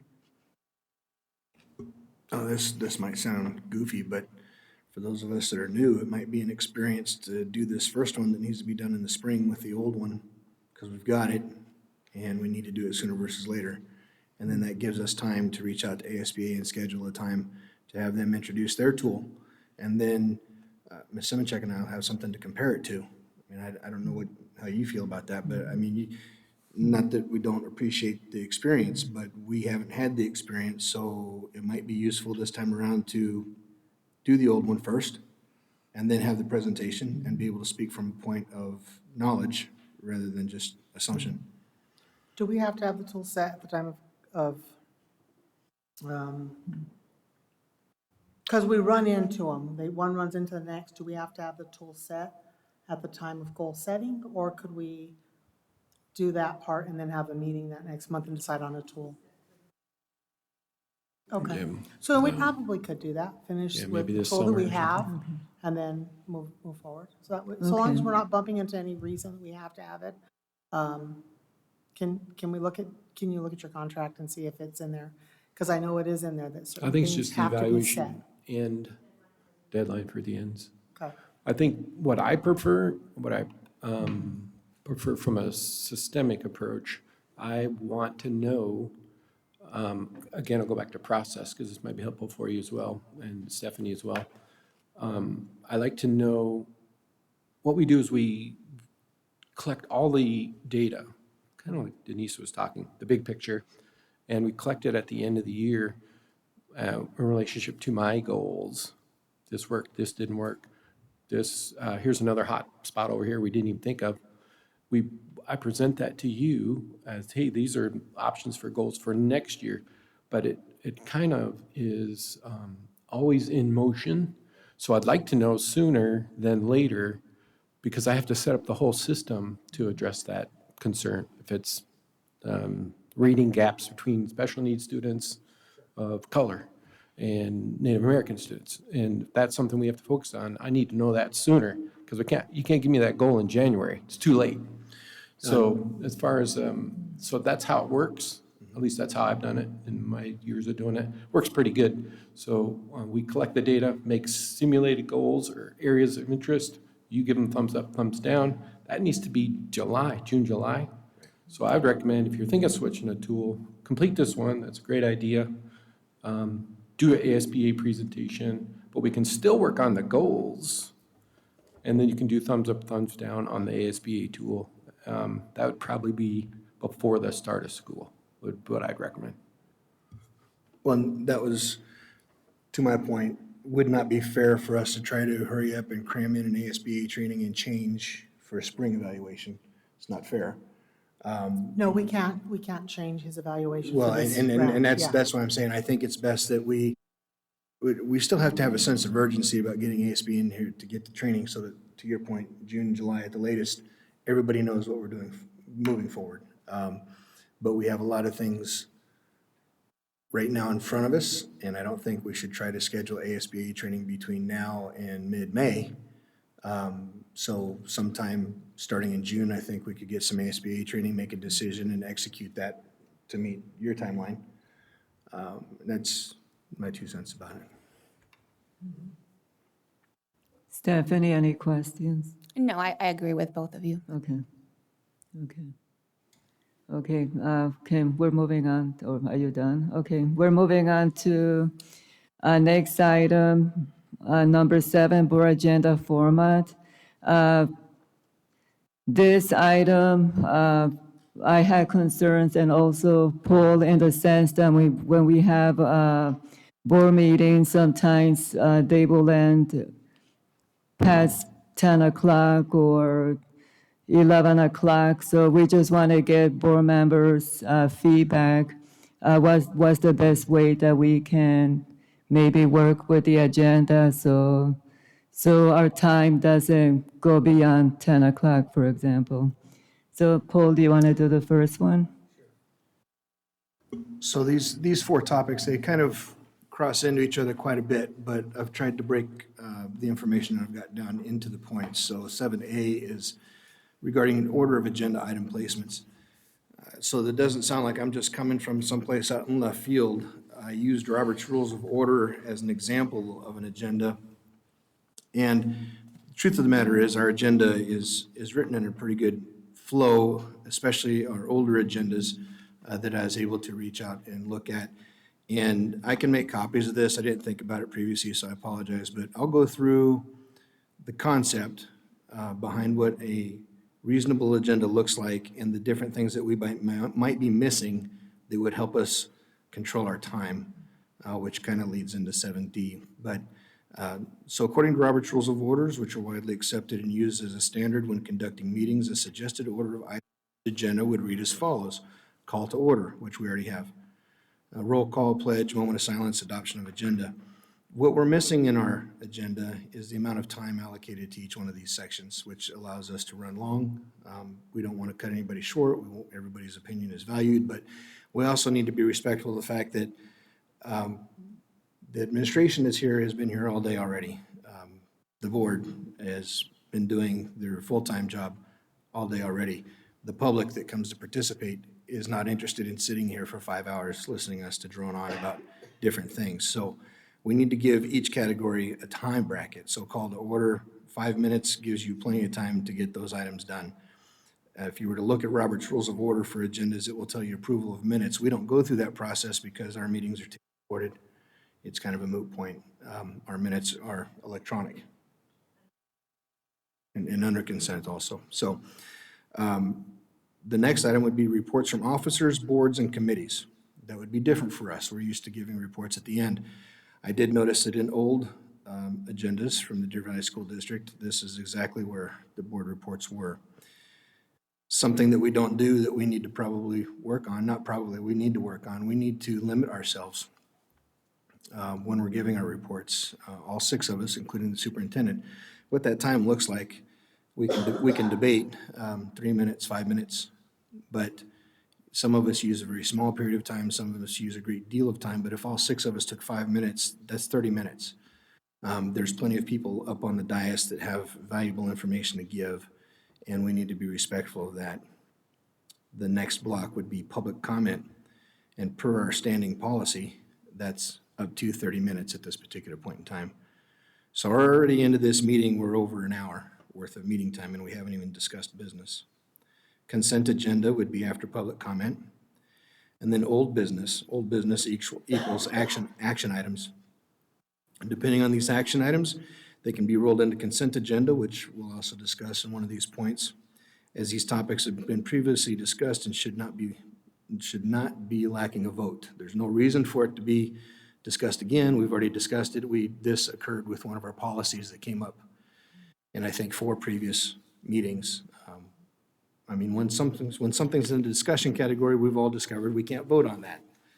it's only up for discussion. So if it's been put on discussion and it's going to come up in the next meeting to get voted on, then possibly a consent agenda item, something that helps save time. New business, this is something that's going to be addressed on 7C, because in new business, we have a lot of discussion, and discussion sometimes deals with presentations. Some of our presentations, while very detailed and very professional, can be quite lengthy. And so we need to limit that to time also. What that looks like, I've just got here for an example, 10 minutes for presentations if needed per topic.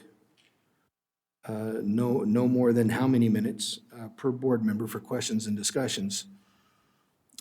Previously, being on the board and sitting in the audience, I would come to meetings where presentations were given, and it's my experience that when a panel or a board starts asking questions, we simply go down the line once, you unload whatever it is that you have, you get your answers from whoever's presenting, and that's kind of it. But the previous board would have a back and forth discussion where some people would speak 5 or 6 times with no particular time limit, and issues would just perpetuate. And so we need to be cognizant of that when we're having these discussions. If it's new business, so it's a discussion item. This is the first presentation of the item. We're going to discuss it again at another board meeting. Get your question answered. If you have more, then that's where the conversation back and forth over the next 2 weeks comes in play. Sending your questions through the administration to try to get them answered. I'm on 7A. This is all part of order of agenda items. I'm just going through. I didn't print a copy, I'm sorry. I should have given you a copy. Well, I just was wondering, because we used to have it subscripted, if that's. Yep, down there at the bottom where it's all crossed out. Right, so just to give you a little bit of history. It used to be that everything crossed out, so if you scroll down towards the black writing, Yep. that's what it used to be. It used to be, and any time, say, the board president wanted to move something around on the agenda, we would have to change policy and go through the adoption of the policy every time. Anything was going to be changed. So in 2015, that's what that looked like. In 2017, this top part where it's red is our new policy. And Right. that's what we put in place, giving with the intent of giving the board president the ability to move items up and down wherever they needed on the agenda for meetings to run smooth. If we want to keep doing it that way, and the board president can move stuff where it's necessary, then we can do that. If the board wants to return to having the board dictate where things are, we can change the policy. And I think that was more as far as this one is the agenda order, does the board want to make it to where the board says, I want to see item, like you're noting, an exact order, so we return to the old policy, or what is it that we want to do for that item? Well, so the information that I'm sharing here is just simply for informational purposes for us to discuss whether this current agenda, in my opinion, the current agenda and the way that it flows and the way that it is acceptable, but I think we could really benefit from managing our time better, like I said, including amount of time per topic, and removing the disturbance piece in the meetings. So I put this together as my opinion of things that we could do to run a more efficient meeting. I don't know that we need to change the policy. If the president feels that she likes what it is that I'm speaking about today, then I can give her a copy of it and she can try to see what that looks like with our agenda, the way that we use it now. If we need to put it in black and white and the majority of the board thinks that it would be better to do that, then by all means, we'll make a policy proposal and make that vote. But the information that I've put together today is just first, have something to chew on, and in the meantime, President Paperman, if she's hearing something that she likes until we actually address the policy and see if we need to change it in black and white, then she'll have some guidelines to follow. Is it okay? Any other questions so far? Otherwise, I'll continue. I mean, the goal was for this because, you know, the time Yeah, that we no, yeah, spend during I board don't, meetings. I really don't have much between the three Yeah, items that you gave yeah. me, so I will move on unless, Ms. Simchak, did you have something? Yes. We're discussing, are we still on 7A or? Yeah, just, I've Yeah, got, because I've 7D, got I a few think we'll help words discuss to, that. Yeah. okay. So after the new business, 10 minutes per committee or presentation, and then announcements for future meetings and adjournment. That type of a meeting right there is an hour and a half to 2 hours long maximum. So gavel in at 7, gavel out 8:30, 9 o'clock. There's no reason why we can't do that. There'll be some changes that have to be made, and if you'll indulge me, I've just got a few words to say about the agenda and how we could make it work, because I do want to get to Ms. Simchak here. This process works when the agenda is sent out in a timely manner before the close of business per Friday, preferably. I know that policy-wise, you don't have to. Legally-wise, you don't have to. At least if we had the rough draft so that we could respond and get our questions answered. All board members do their due diligence and ask their questions via email to the superintendent and the staff as quickly as possible, so answers to questions can be provided before the meeting and in time for the agenda change requests. Ideally, the earlier the agenda is made available to the board, the sooner the legwork can be done for the meeting. We had this conversation at the superintendent's office.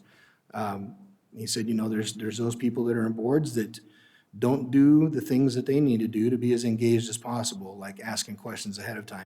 You should not be doing a total data dump from the dais during the public meeting unless you're trying to do it for some sort of public information point of view, but you can do that in clarifying your vote.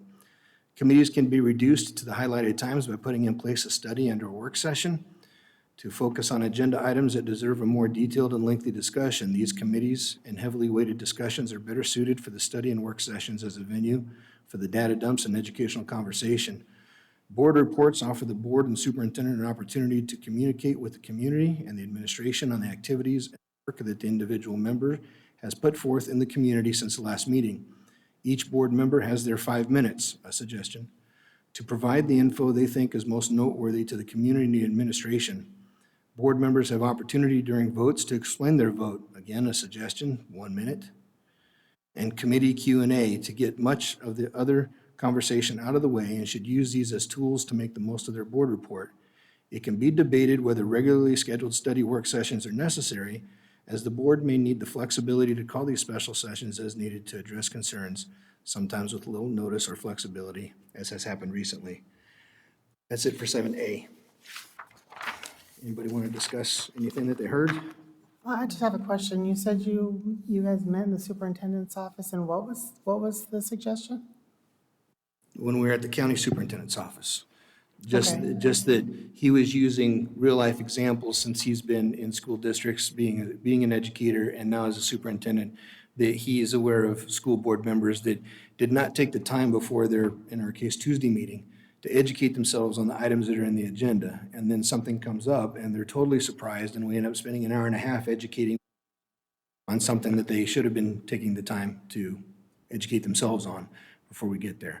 It's not to say that we shouldn't ask questions, but when they haven't even looked at the agenda and don't understand something, and then something comes up. The problem I see with that, the only problem I see with that is that, well, there's two things. We're assuming someone hasn't read because I used to hear that a lot. Well, so-and-so didn't even read their agenda, and I know sometimes it does happen. There are some, it's rare, but there are some individuals who don't read their agenda. But one of the things that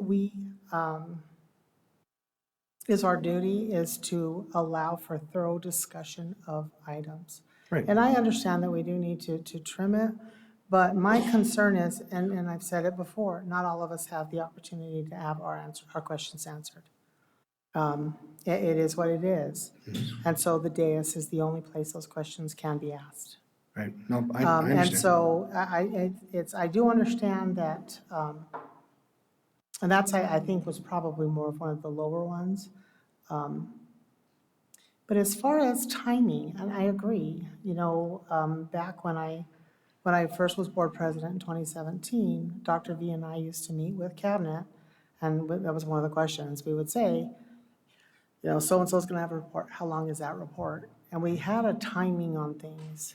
And if it was going to be a longer topic, like let's say a new curriculum or something, instead of having that be a 2-hour, 3-hour presentation in a board meeting, we had a separate study session for it. Right.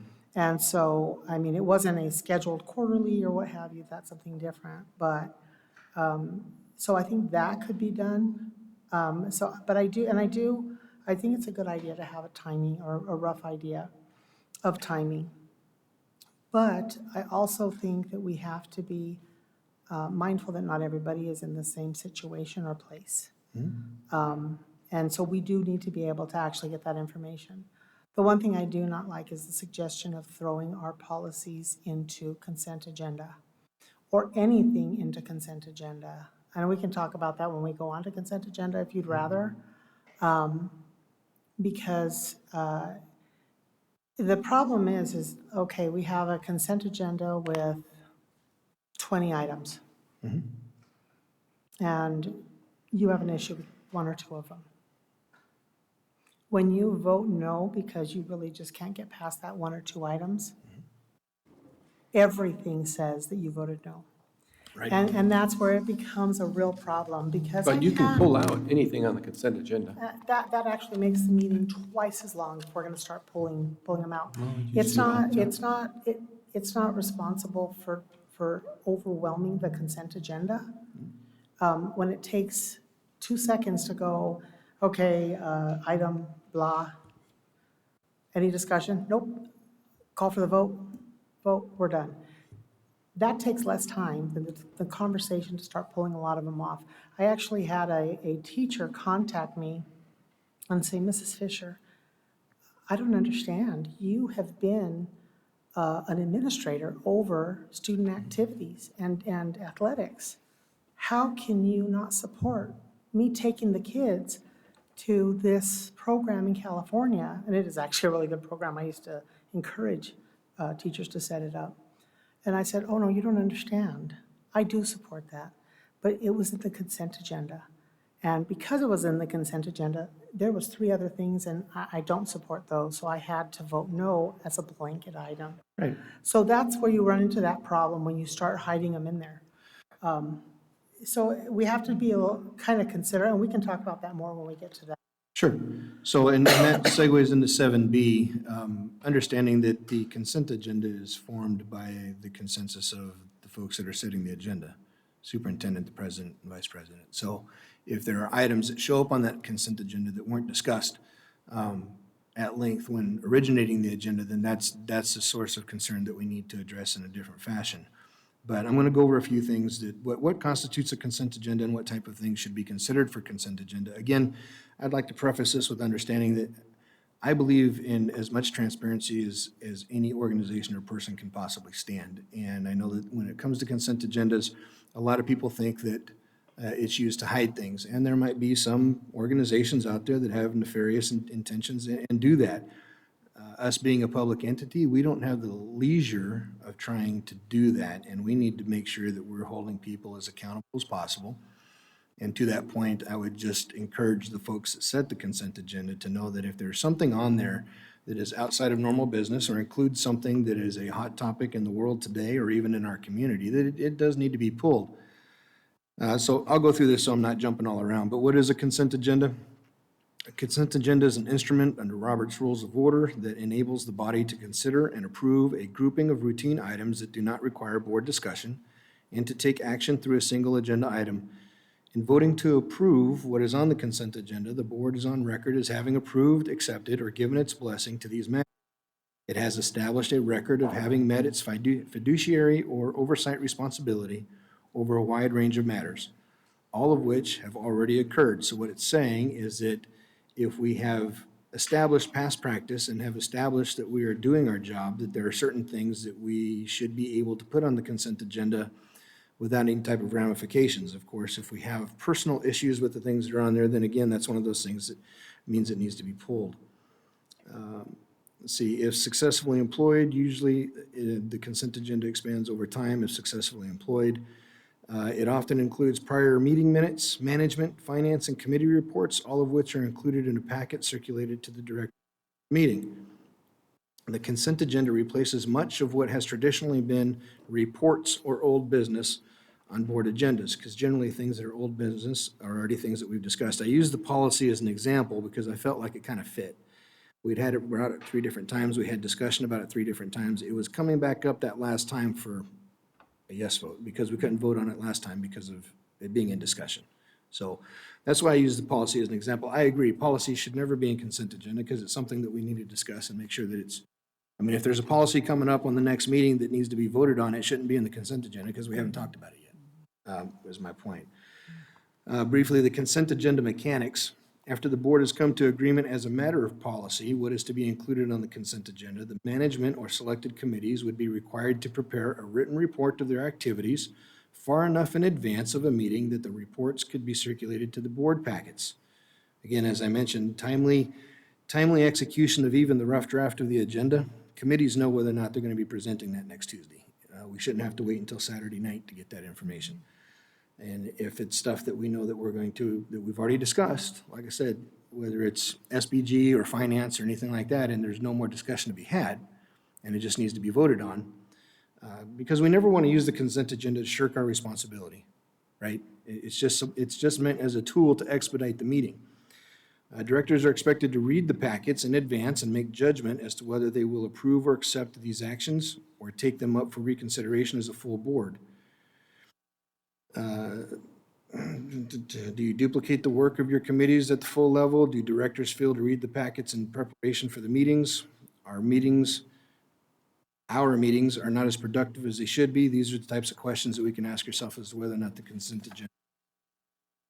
General topics that have not been discussed by the board in the past should not be put on the consent agenda. The board chair prepares the consent agenda, usually in consultation with the director. You're the chair, he's the director.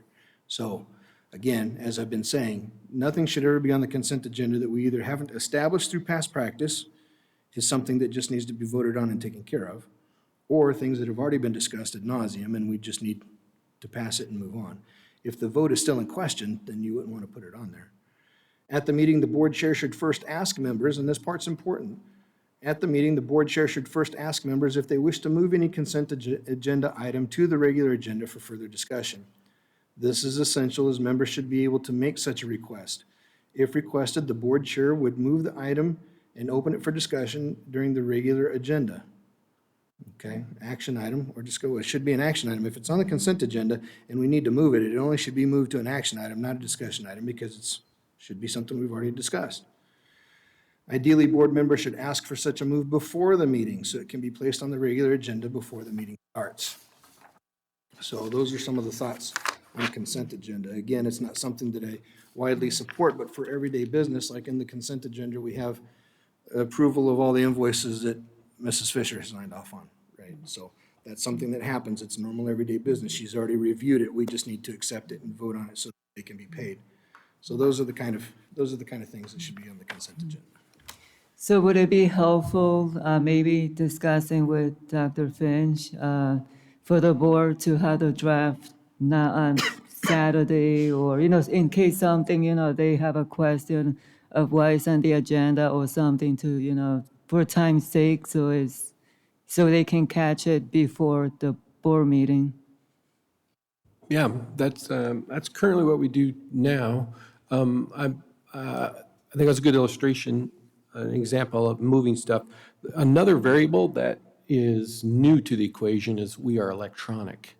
So in the old days, when Mr. Roberts wrote his rules back in the 1200s, they didn't know what a computer was. Today, really hard on Sheila at the last minute for you to say, I'm going to move this or move that. So we tried to notify, especially new board members, if you're thinking about bringing it up as hey, I want this moved out of consent, if you could let her know or me know as soon as you have that thought, because then she can set up her computer so we can vote back to the efficiency thing. Because if it's a surprise, she has to go in and rearrange everything. It makes a ton of work. So, and there's more probability of a mistake when you cut and paste and move and stuff. So that's the only other thing that I would add is that consent, any board member can move anything out of consent. It happens at the beginning, as you suggested, before you adopt the agenda. Anybody's can move anything, but hopefully you've already notified me or Sheila so she can move it so we can click, click, click, vote, and it comes on the screen and everybody's happy. So that's my only tip there. That's why we want it beforehand.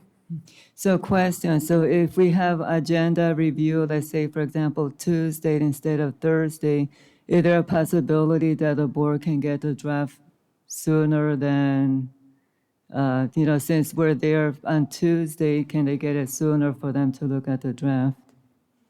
Well, we usually get it by Saturday at the very latest, Okay. which is Yeah. the entire weekend to go through it. Yeah, I think we- it's. lately Right, but we've they're been, referencing a full week before, so sometimes our staff, Okay. we can't push them that hard Okay, to have it that far in advance. That's really early, because they'd Okay. have to have it like today for 2 weeks from now. That's really hard on our staff. Yeah. yeah, I think right now we are required legally, as you mentioned, to have it only 24 hours before. We do it days in advance. We try to get it done on Friday. Obviously, this time of year is the craziest because everything's crunching for your dollars, personnel, everything, and you're making plans for next year. So that all compresses. It's a lot easier to get it on Friday, at the beginning of the year. Towards the end of the year, it's a little tougher. So Sheila and I are constantly working on it, mainly her, on Saturday or Sunday to get it cranked out if there's Right. some specifics that you want for to be in the board packet. So, but in general, I would say yes, we get it out days before it's required. So you should be able to find it. I think it would just benefit if we just came up with a good idea of what should be on a consent agenda and stick with that. Obviously, HR, we're not going to discuss employees individual. That goes on consent agenda. Student travel. Honestly, I don't think that's something that we're ever going to really discuss. It's student travel, student money, unless you see a problem with it, like they're going to a really weird trip or something. That's something that never comes off. So I think if we could come up with a answer as to what does and doesn't go on, I don't ever want to see policy on the consent agenda. I know that in the past, in fact, and not everybody has, the way, our policies are not being adopted the way our policy to adopt says to adopt them. We're not even following that. So that is a concern. And the problem is, especially is you won't necessarily, you can't always discuss it completely. Let's say you and I have talked about policy, I don't know, CB. I don't even know if that's policy, but we talked about it.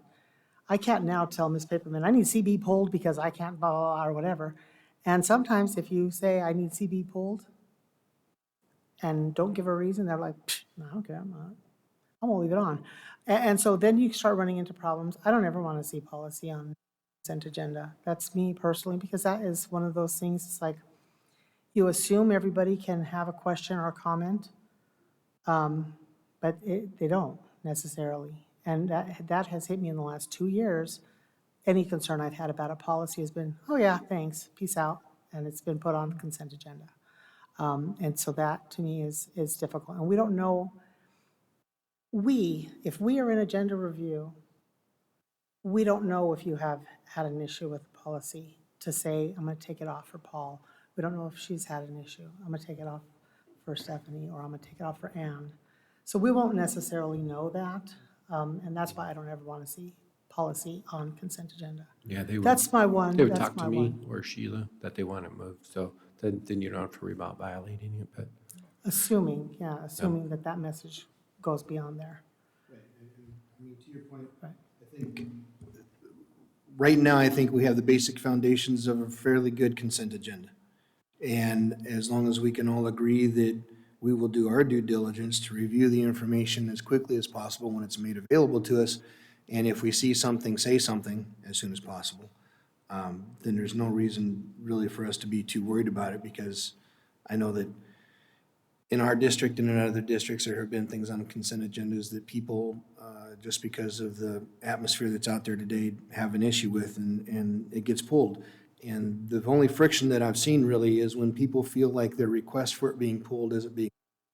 And I guess my only question to people that wouldn't want to honor that request is, why wouldn't you? So. I get your if- point, I agree. What's that's- that? I get your point, and I agree. Yeah, But so the I- last 2 years, that has been the case. And, So it's that's, difficult, and that's we something have that to we go need to with. address. You know, if somebody finds it happening on a regular basis, then we need to have that conversation. That's why our policies are written with all the little extra things. That's exactly how that occurred. Okay.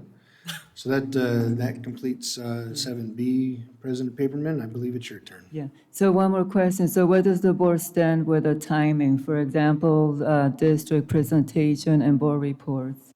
Like, where do we stand with that? Do we keep it? Oh, We're Section not- D. We're not there Okay. yet, Section D. Okay. Sure, yeah. Yeah, the section D is the one about, that you wanted me to present. Yeah, so do you want to finish Yeah, Section D? I can finish up with because you're 7D doing if the you like. agenda review, Because it yeah. kind of flows right into everything Yeah, else. yeah. 7D is about managing our time. And I made some notes here after doing a little bit of research just to kind of verify what it is that I already felt was the right track. And some points that came up was you need to have an agenda. Well, we already have an agenda. You need to create time references per the agenda, which is what it is that I've offered up here as hopefully a helpful solution to some of our longer meetings. So for every category, including board, superintendent reports, board questions, admin, and explaining votes, some of it might be redundant, but if you don't manage every little aspect of it, you could end up with somebody running away with the meeting for 35 minutes trying to get something resolved. Use a timekeeper to stay on task. We already have the stop clock. I think if we go to managing our time like that, we don't necessarily need to publish it on the world to see how long-winded some folks might be. So maybe there's something that we could do where it's just in front of the board, so we're aware of our time. Minimize disturbances. This seems to, and this is going to be painfully honest, this seems to be a challenge for our board. We need to know that we will be heard. The entire concept behind Robert's Rules of Order, it was created, and I know that we don't function 100% under it, but it was created so that everybody would feel that they would have the opportunity to speak their mind. And this comes from managing the meeting, people understanding that when somebody else is speaking, regardless if they're speaking to you, about you, or around you, you need to done and that you're recognized by the chair, or in this case, the president, to continue speaking. We need to, if we put these time constraints in place, you let people speak their mind until their time is up.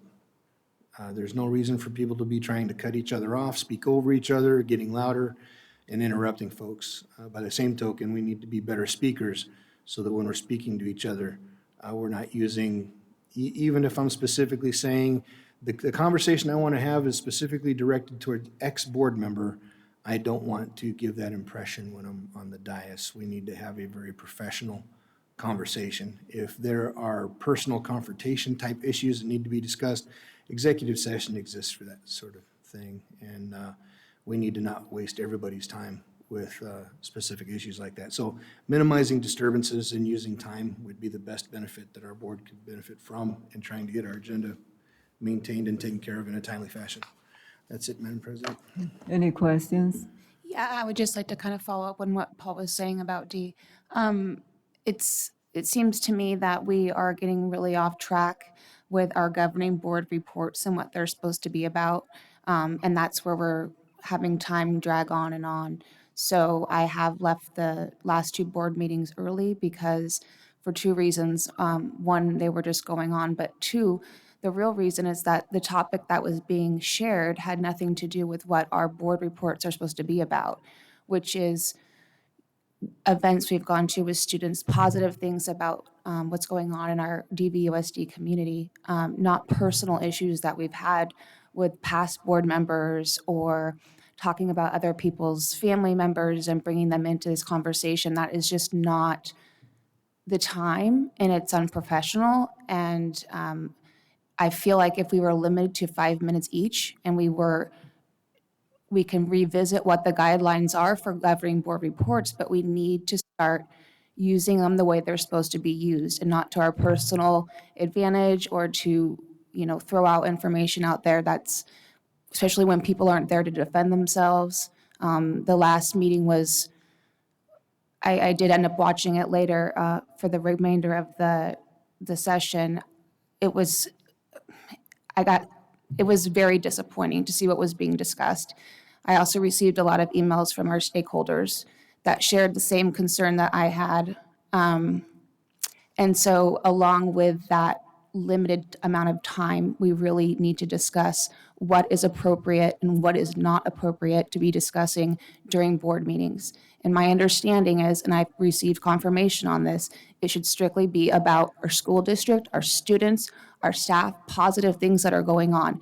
And that's it. So, Any other questions? No, but I would like to caution, number one, we're regulated in what we can or cannot do in executive session.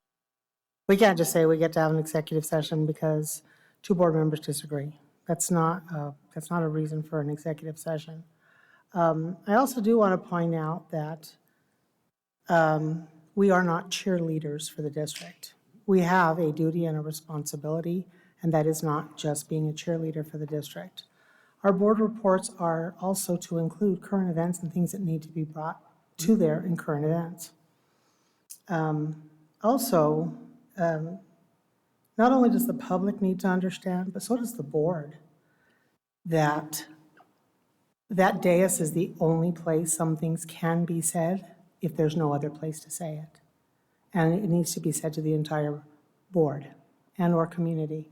So we need to be cautious. There's a couple things, whether it's controversy, and I understand, I've had people who have contacted me as well and said, I didn't appreciate your comments. I've had people who have said, I absolutely appreciate you bringing the truth and the comments.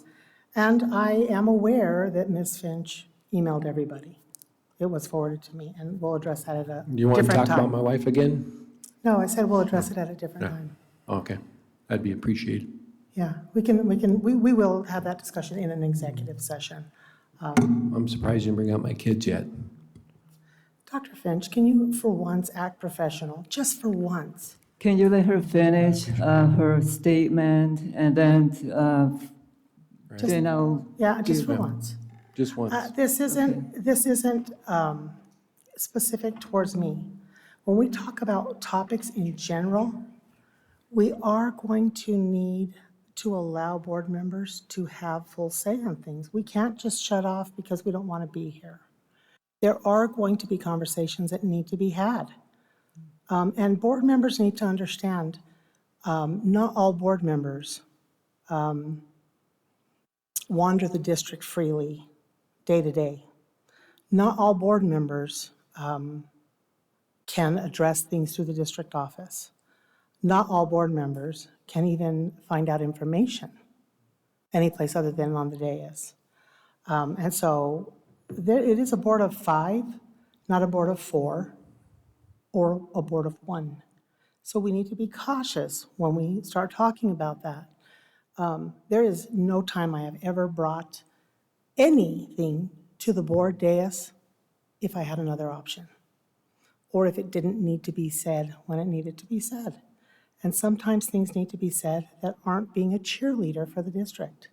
This is an awesome district, and we all know it is. But we can't turn a blind eye to the issues, or they will never be addressed. So, You're missing Paul's point. I think what he's saying is, if there is a topic, then it needs to be brought on the agenda as discussion item. You can't, and to Stephanie's point, you can't go through a grocery list of topics that you want to discuss from the dais. That's an inappropriate use of your board time. If it's a topic that you want to discuss, then you need to get it with the board president and get another person to say, we need to talk about special education. You just don't get to start talking about special education from the dais. You have to bring it, put on the agenda, and it has to be agendized so the public knows what you're going to be talking about. That's the point she's trying to make. and That's the point you're trying to those make. requests. And that's where we make those requests. but what I'm seeing So, what I'm seeing in our governing reports is topics that have, I'm not saying you need to be a cheerleader 24/7, but it is about being positive with our district because there are so many wonderful things going on. But when you bring up our superintendent's wife, that has absolutely nothing to do with what needs to be discussed in a governing board session. Absolutely not. There is no place for that. and to talk about prior board members who aren't even there to defend themselves, not acceptable. And that's what I'm trying to talk about right now, because I've seen this, it's almost like an abuse of power of sitting up there and talking about other people who are not there to defend themselves, have nothing to do with anything we're talking about in our meetings. And it's just simply to trash people. And that is not what our governing board meetings are about. So I'm very, very concerned with the content that's being shared out there and that our community is seeing. And it makes us look like these comments that people are coming back at are like, how can they, why are they talking about that? That has nothing to do with the schools. But someone feels the need to just, share just really lewd and like rude information about other people. I mean, there's no need for that. We need to be professional here.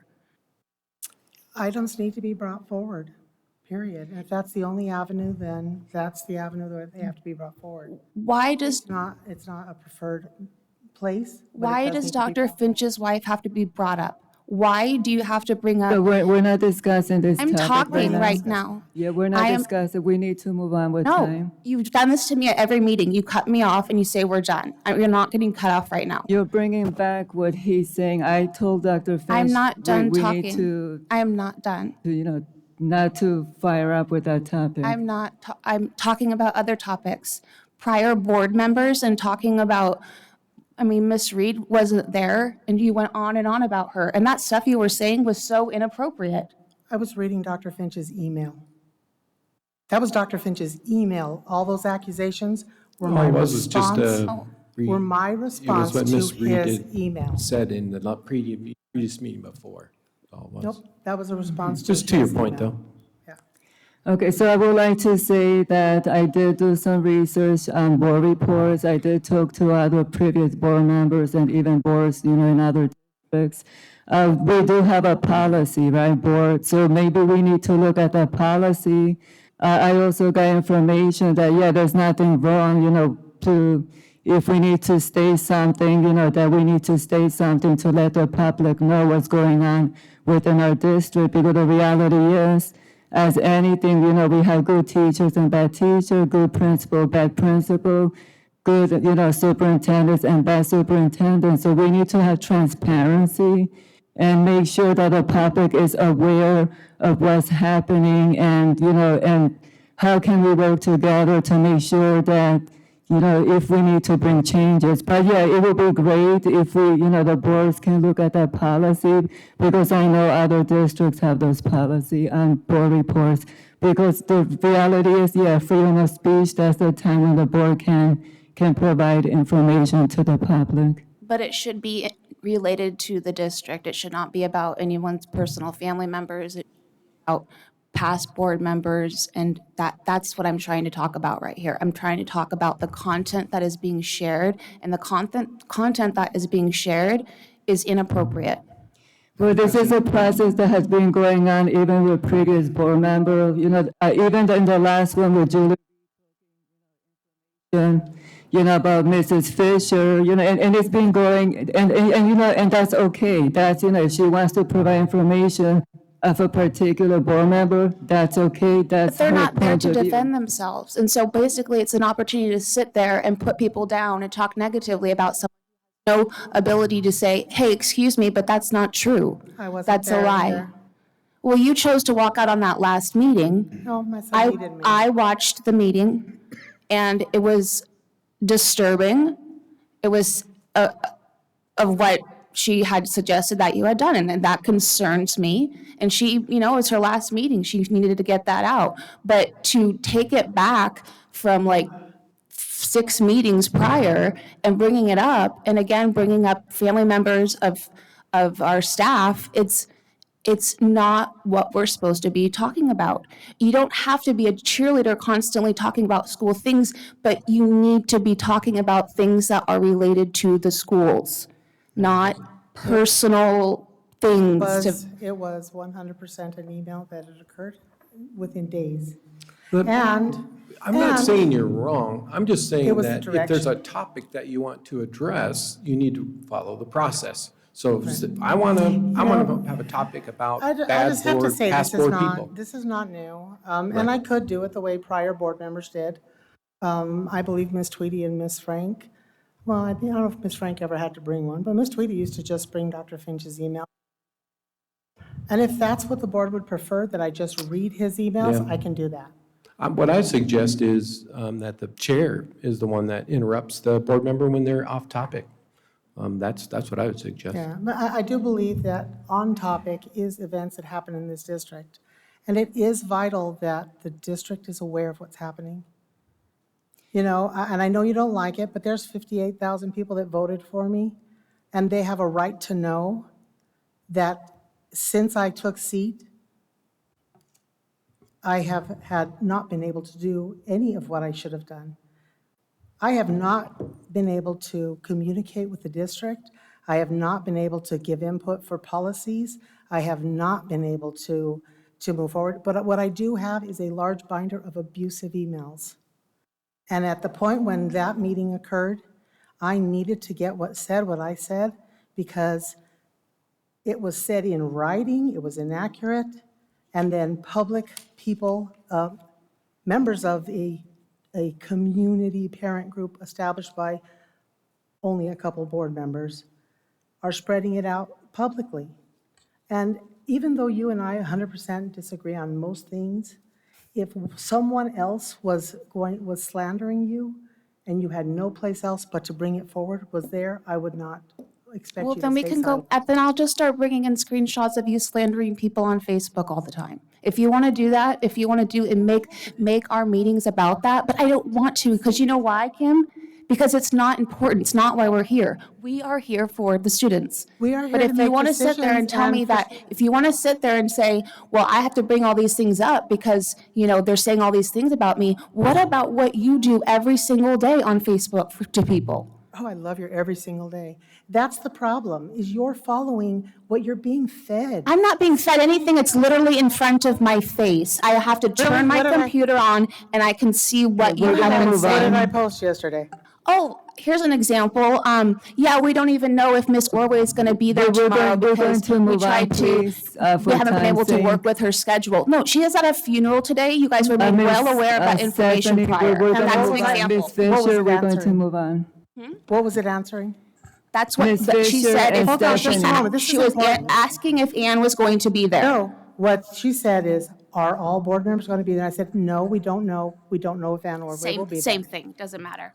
So it Okay, was a we're direct going to answer. move Jab, on you just have to get your jab in there. You got to get your jab in there. There's no jab. It's an Yeah, there was a answer. jab in there. Okay, no we're chat. going to move on to item C. President, can I finish that Yes, up real quick? yes. Okay, just, that- I would just like to say that baby steps with everything, and if we were to put a time limit on us, I could care less what it is that you want to talk about during your 5 minutes or 10 minutes, whatever time we could agree on as a group. I understand that that might be the only soapbox that a lot of us have, and if that's the way that we feel that we need to spend our time, then so be it. I don't have to agree with it, but I do think that if we were to implement time constraints and just everybody do what it is that your mind and your heart leads you to do, but you have this much time to do it, I think that that would be fair. So you Because said some of us 5 would- minutes? Well, whatever time that everybody comes up with, I'm not gonna sit here and try to dictate, I just think discussion, and then if you wanna take your 5 minutes, 10 get, then so be it, but unfortunately, there's different times at different meetings that we've all seen over the years where somebody takes 30 seconds and then somebody, I mean, if you wanna relinquish your time, then I guess we can have that conversation. Can somebody relinquish their time to somebody else so that they can take more time? But we're all very passionate, and we need to allow us to get through the rest of this agenda, and I just wanted to remind everybody, if we were to put the time constraints in there, maybe that would be a good place to start, and then we can work from there as far as, you can't control people.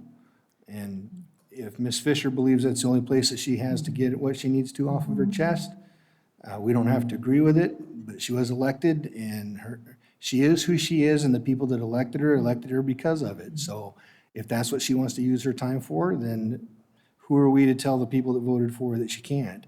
but I think that we need to give ourselves an amount of time. It's just my opinion. Thank you. And I do think we're fine with adding a time.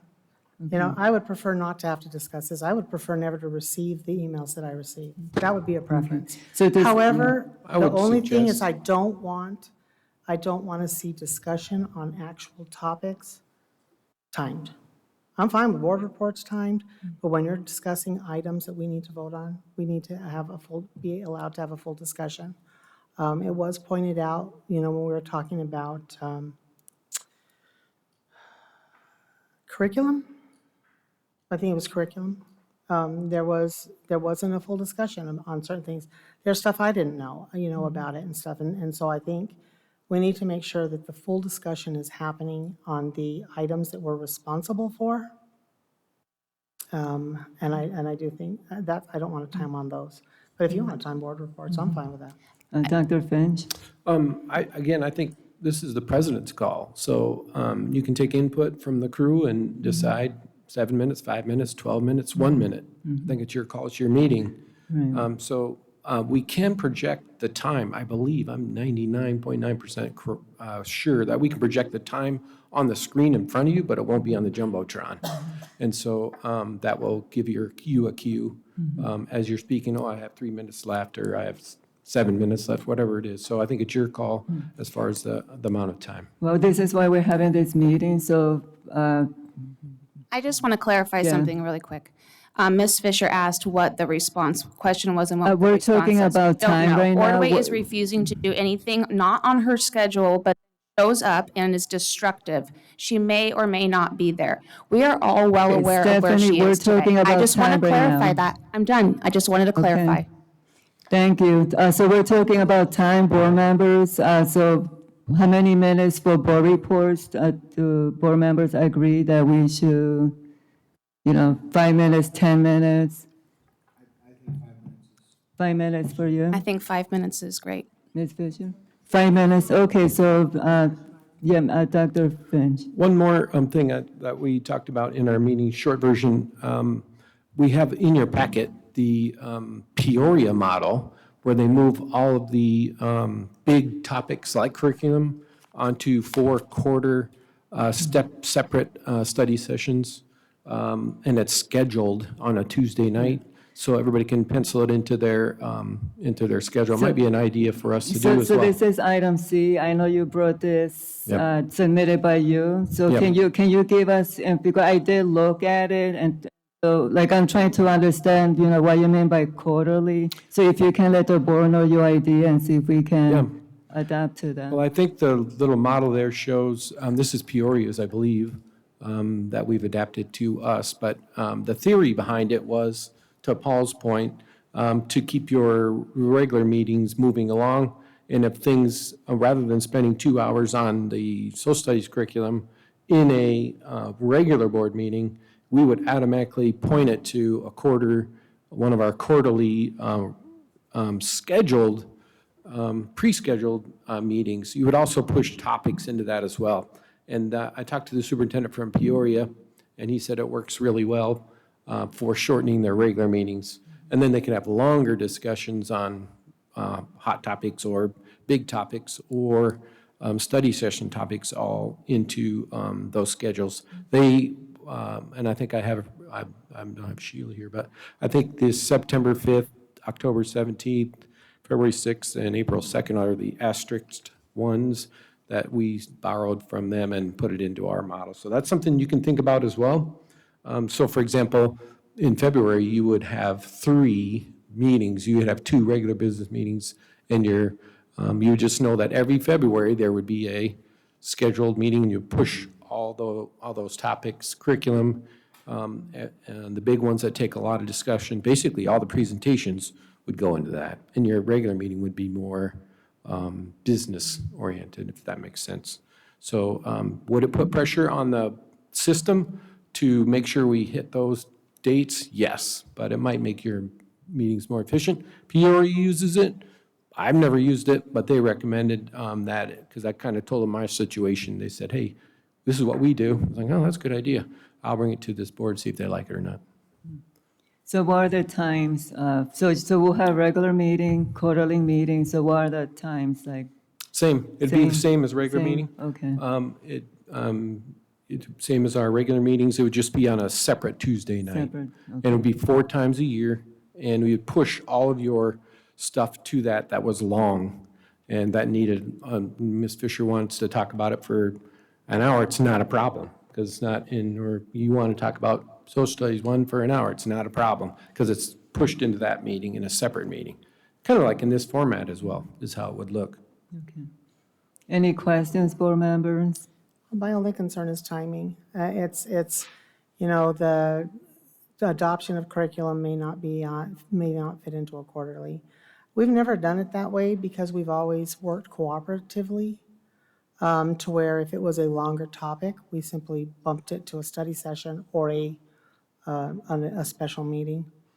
I think specifically saying it's going to always be quarterly, if we have quarterly reports that we know are going to come, then we could do that. But when it's the others, we really can't. And so I think we're going to bump into issues with it. I'm not really sure why we can't just schedule based on the need of the district. You know, as an example, let's say, let's take the curriculum one, because I think that was the last one. Instead of having the long presentation in a regular meeting, we could have had a prior meeting, had that long conversation, any questions came up, discussed it, whatever, and then in the next meeting, you vote on it. Do you see what I'm saying? So I would probably say you don't want to pigeonhole yourself to only quarterly. We can have quarterly if something is scheduled quarterly, but there's also some finance stuff that has to have a hearing attached to it. So some of those still have to be in part of the meeting. So just maybe consider that. Because if it doesn't fit into the quarter, we don't want to miss deadlines or make some staff jump through hoops because the quarter's coming up, or you're going to miss it till the next quarter type thing. So, Again, I kind of look at it as your meeting. You're the president. So if you want to take feedback from the crew and make a decision up or down, we could try it. Doesn't work, we can go back to the regular, or we can, if you don't want to do it, you say thumbs down. So you're the chair. Paul, do you have any concerns or questions? I mean, a hybrid would be the best way if we wanted to schedule them quarterly, with the caveat that if nothing is necessary, that meeting that's been identified a week or so previous, and scrub it. But schedule our quarterly meetings, and then if something comes up, as Mrs. Fisher noted, in the case of finance, we need to have the flexibility to adjust to that, because that can't necessarily wait till a quarter. But we don't want to spend 2 hours draining that during the regularly scheduled public meeting, so that we can save it for actual getting business done. So I think a hybrid between the two, there's nothing wrong with it. I think that's a good way. Sometimes that's the way compromise starts, right? So I think that would be my opinion. Stephanie? Yeah, I agree kind of with what Paul is saying. We can kind of, when it comes to topics such as curriculum, we can identify what that quarter meeting date is. For example, we just had our social studies and music, and I'm looking at here for next year, February 6th. That's similar to around where we were at this year when we listened to that curriculum presentation. So I think if we kept this understanding that, well, this is when you're going to be presented, to be prepared to present at these times, then that's plenty of notice for that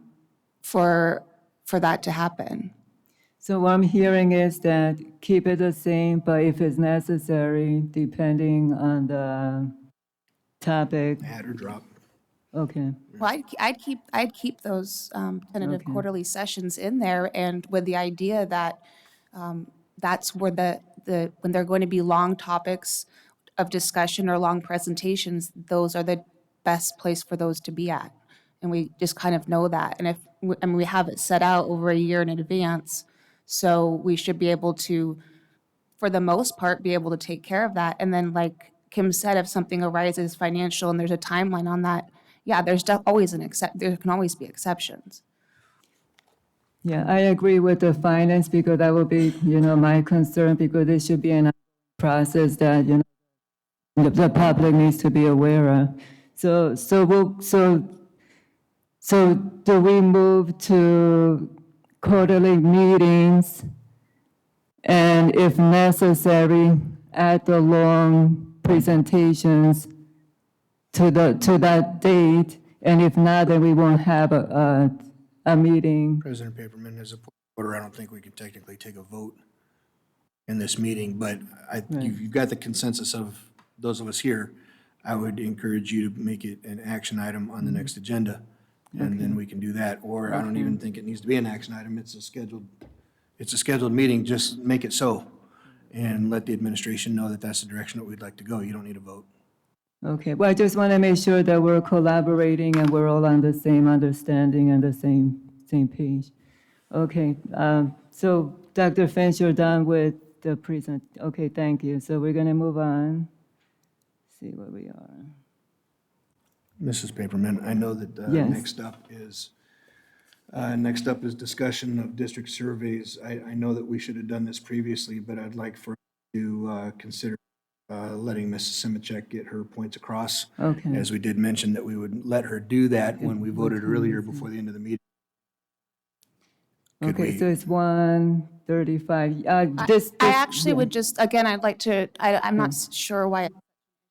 I would just like to move them to the Tuesday meeting and have a discussion then. We can present it now, like, I have the survey, I have the PowerPoint presentation for the board to see. I understand, but Yeah. when I approached the topic at the beginning of the meeting, I didn't approach it to move it around. I want to have more than 25 minutes to be able to talk about these things. So I had asked, and I'm asking again, that they be considered for the next meeting on discussion section in our next meeting on Tuesday, the 28th, or even the following meeting, but it's a topic that needs to be discussed, and it's going to take more than 25 minutes. Board members? There's two. I know we already decided, Paul and I, that we're not going to do this. Yeah, so the decision was already made, so, I don't mind if you, yes? How about we compromise? We just had a long discussion about making our regular meetings shorter. So probably not doing it then is the best time. But out of respect for the desire to discuss these topics, when could we schedule maybe another shorter board? I don't know what you want to call it, I guess a work session and talk about it? You need two board members to put, so at the next board meeting, I would suggest that you Okay. find another board member Okay. that would bring that, and that you want it on the discussion, and then the I chair will do knows, that. and then they make a decision where to put it within the next 60 days. And I would hate to have her forced to do that, because the whole reason. I don't have a problem with that. That's That the sounds- process. That's it, yeah, that sounds great. We put it in, we put that in policy. I because board members- can't, I, as much as I love these meetings, I cannot be devoting every Saturday. It's like my only time I have with my family. It doesn't have to be So, another Saturday. Well, We could do- I feel like, I know, but you're proposing like we just keep tabling these things to additional meetings, and Oh, I'll I do would what I say- have to do. I'll do what I have to do. I will come and I will show up. But I'm just saying that this is not ideally how I would spend a Saturday when both my girls aren't in school today. So I just would prefer if we continue to do these, we do them not on the weekend when it's that family time that we all cherish. And that, I can either bring it, I'll present it for the next meeting, and if not, then the following meeting. So I'm totally okay with that. I'm not sure what that meant when you said, no, we're not doing it. If you can clarify what you. Well, we already voted, Paul and I, that we're not going to move your items to the board meeting. So, Okay, so let's move on to so- 8A. Yeah, so we already, agreed to that, and this is why I said, we need to move on. Yeah, thank you. Okay. So the next one is district-wide survey. I don't know if we have okay, right there. So this one, I put this in for the, yes? Okay. Can you click? Oh, here. I can't present for you. Yeah, give me, let me get the.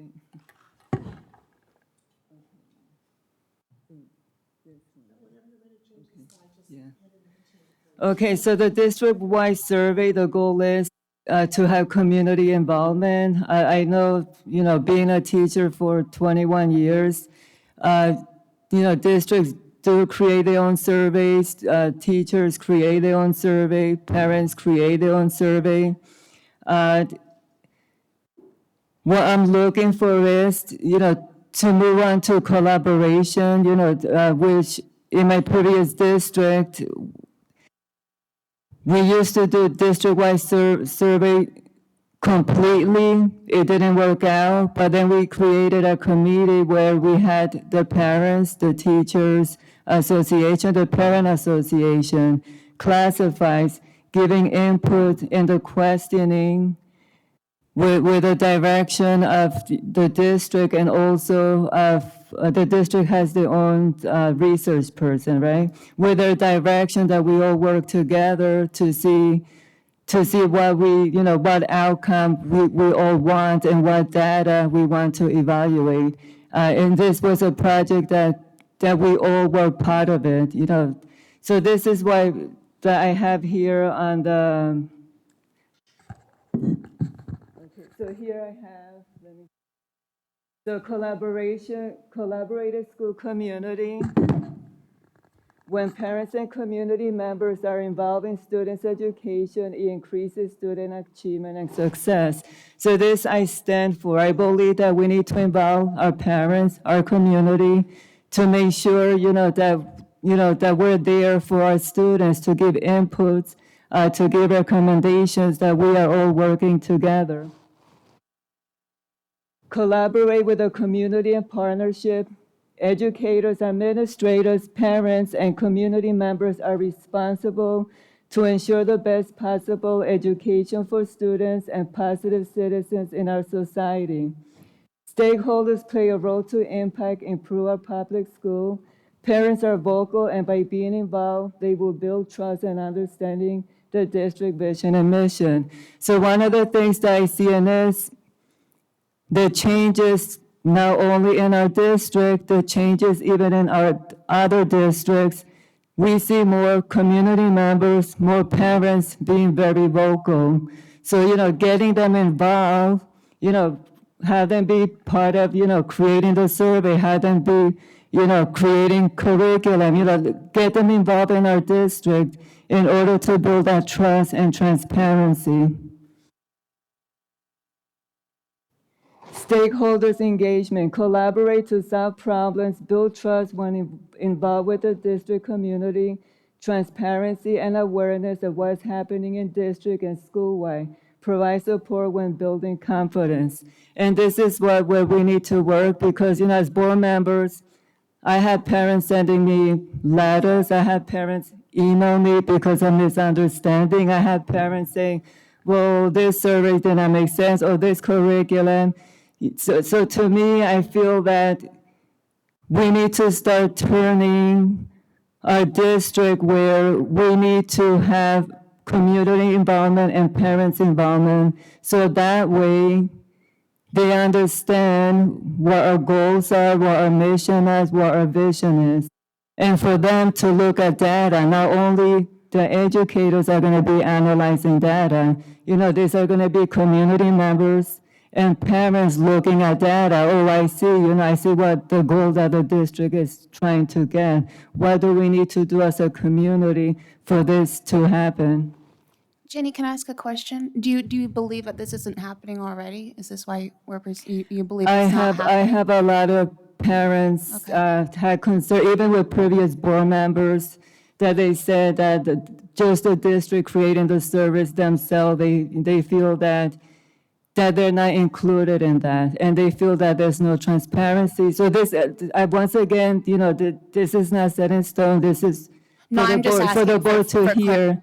Yeah, for the board. Yeah, you had brought up, I think you brought up curriculum, and I know that there's definitely a process. Oh, curriculum, we're strongly done includes our better with community. curriculum. So now we need to work, I'm just giving examples. Okay. Yeah, so the next one, stakeholders' involvement in district-wide survey. Stakeholders played a role in meeting and supporting this, building partnership, building trust and focus on the district vision, accountability, analyzing survey data to make positive changes. There are better results when stakeholders are involved in the change process. So we want to be like everyone has ownership on the change process by having all stakeholders involved. Educators and stakeholder involvement. As educators, we need to stand up and support students to meet the demands of society and educational goals. Educators need to work and include all stakeholders to better prepare students meet educational goals and positive citizen in society. Involving stakeholders in creating survey data provides the assurance that students have the support to meet the educational goals and that we are not alone. And I think that's the key, that we're all working together. We are not alone, not just the educators, the district, the teachers, classify. We also can include the community and the parents. Moving forward, so this is not set in stone, this is just an example in what I experienced in a previous district. Moving forward, district-wide survey, DVUSD, okay, so having parents association involved in creating the survey, community members involved, Deer Valley Education Association, district teacher classify involvement, building a committee of collaboration to share different points of view and ideas. And we know that as educators, we have our own points of view and idea. Parents have their own points of view and ideas. Community members have their own points of view and ideas. So this is why I think it's important that, if we're all at the table collaborating, look at the survey, what is that we want to measure, hear what others have to say, not just the educators, but let's hear to what the parents have to say. What do they think about this questioning? Is this questioning going to be measurable with a direction, with, the superintendent, the district, and also the research person? So this is not set in stone. This is just an experience, that I had in a previous district that worked very well. So any questions, board members? Well, as a parent, I have students in the district. I'm a parent in the district. I've been an employee in the district, and I do know that when we get surveys sent, that they do support each of those different groups of people. So parents do receive a survey, teachers receive a survey, and then stakeholders receive a survey. So I'm just trying to figure out Yeah, so it's not what we're receiving- wanting to yeah. change. Like is it the questions that are directly being asked, or is it, because right now we do involve a lot of these groups, and we chose to have Deer Valley Education Association. They did present their data from their last survey, but I mean, I'm a little confused, and also I don't know if this is part of the topic, but this idea of just, creating surveys, that one person can create a survey and then that information can get shared at a public board meeting. Is that, I'm not really sure Well, about. what I'm trying to explain is district surveyed involving stakeholders, not just the district, because I've been there in previous district where we did that for a long time, and we got feedbacks from parents, community members, even teachers. Well, this doesn't make sense because everyone has different points of view. So what I'm trying to say is for transparency, building relationship, is to, have them included, have them also look at the data. We're all going to evaluate the data because we all want the same thing. We want to move in a positive way. We want to support students. We all want to be in the same understanding. And Ms. Fisher? I think the only question I have is when you say parent association involvement, we don't have a parent association. We have various PTAs and PTOs. However, there are some that aren't comfortable joining those. So I would be a little concerned. I know that years ago, there was a desire to start a exclusive parent group that would be the advisors for the district. And it was rejected by a majority of the board at that time, but I believe since then it continued to grow and was more, it became more of a reality. But I think that's also part of what kind of tore the fabric of the district apart in some parents listen to and some parents aren't. So, and I do get your point. You're talking about creating the surveys so that we know that it's being, and that was part of, I do a lot of surveys. I'm going to do a lot of surveys. They don't have to have anything to do with the district. If the board wants to have their own board surveys, I would support that. We've talked about doing it in the past. The problem is getting all board members willing to actually even seek to get that input. So it would be nice to move towards, but I don't see it happening just because it never Well, has. like you just stated right now, this is why I believe, that if we work together, the previous experience that we had, like, different surveys going on. Can we all work together and focus on this one?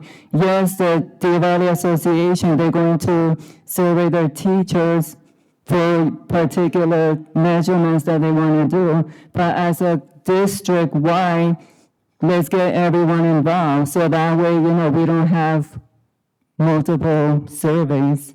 Dr. think the Finch? reason we have Dr. Finch?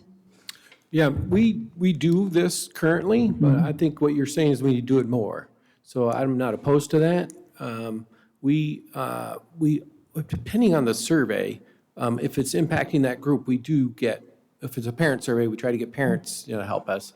If it's DVA or teachers, we try to get that. The problem with, I understand Ms. Fisher's point of view too, is that one group might be more important or not as, I don't know, valuable is the wrong word, but may not have as much impact on each piece. But your point is, the more we can have involvement, the better. So I don't disagree with that. I think it's great. We can do more of that. For example, DVA, you would have their input, but we have 1,800 teachers, and I know they don't have 1,800 members. So when you pull out how many members they actually have, that can skew your data. That's why we send it to all. That's why you have the district do that versus just to the DVA Well, survey. like the parents represent the parents, teacher represent the teachers. The point is having stakeholder, even community members, business members, different viewpoints when creating a survey, so that way we know, where we all stand, what we want to measure. What we could do too is when we do a survey, maybe put it at the top or something, or at the bottom. This survey involved the stakeholders in these 5 groups to put it together, so everybody knows. Because I think we already do this. We could do it more though, and maybe a little more vocal about who helped us do the survey.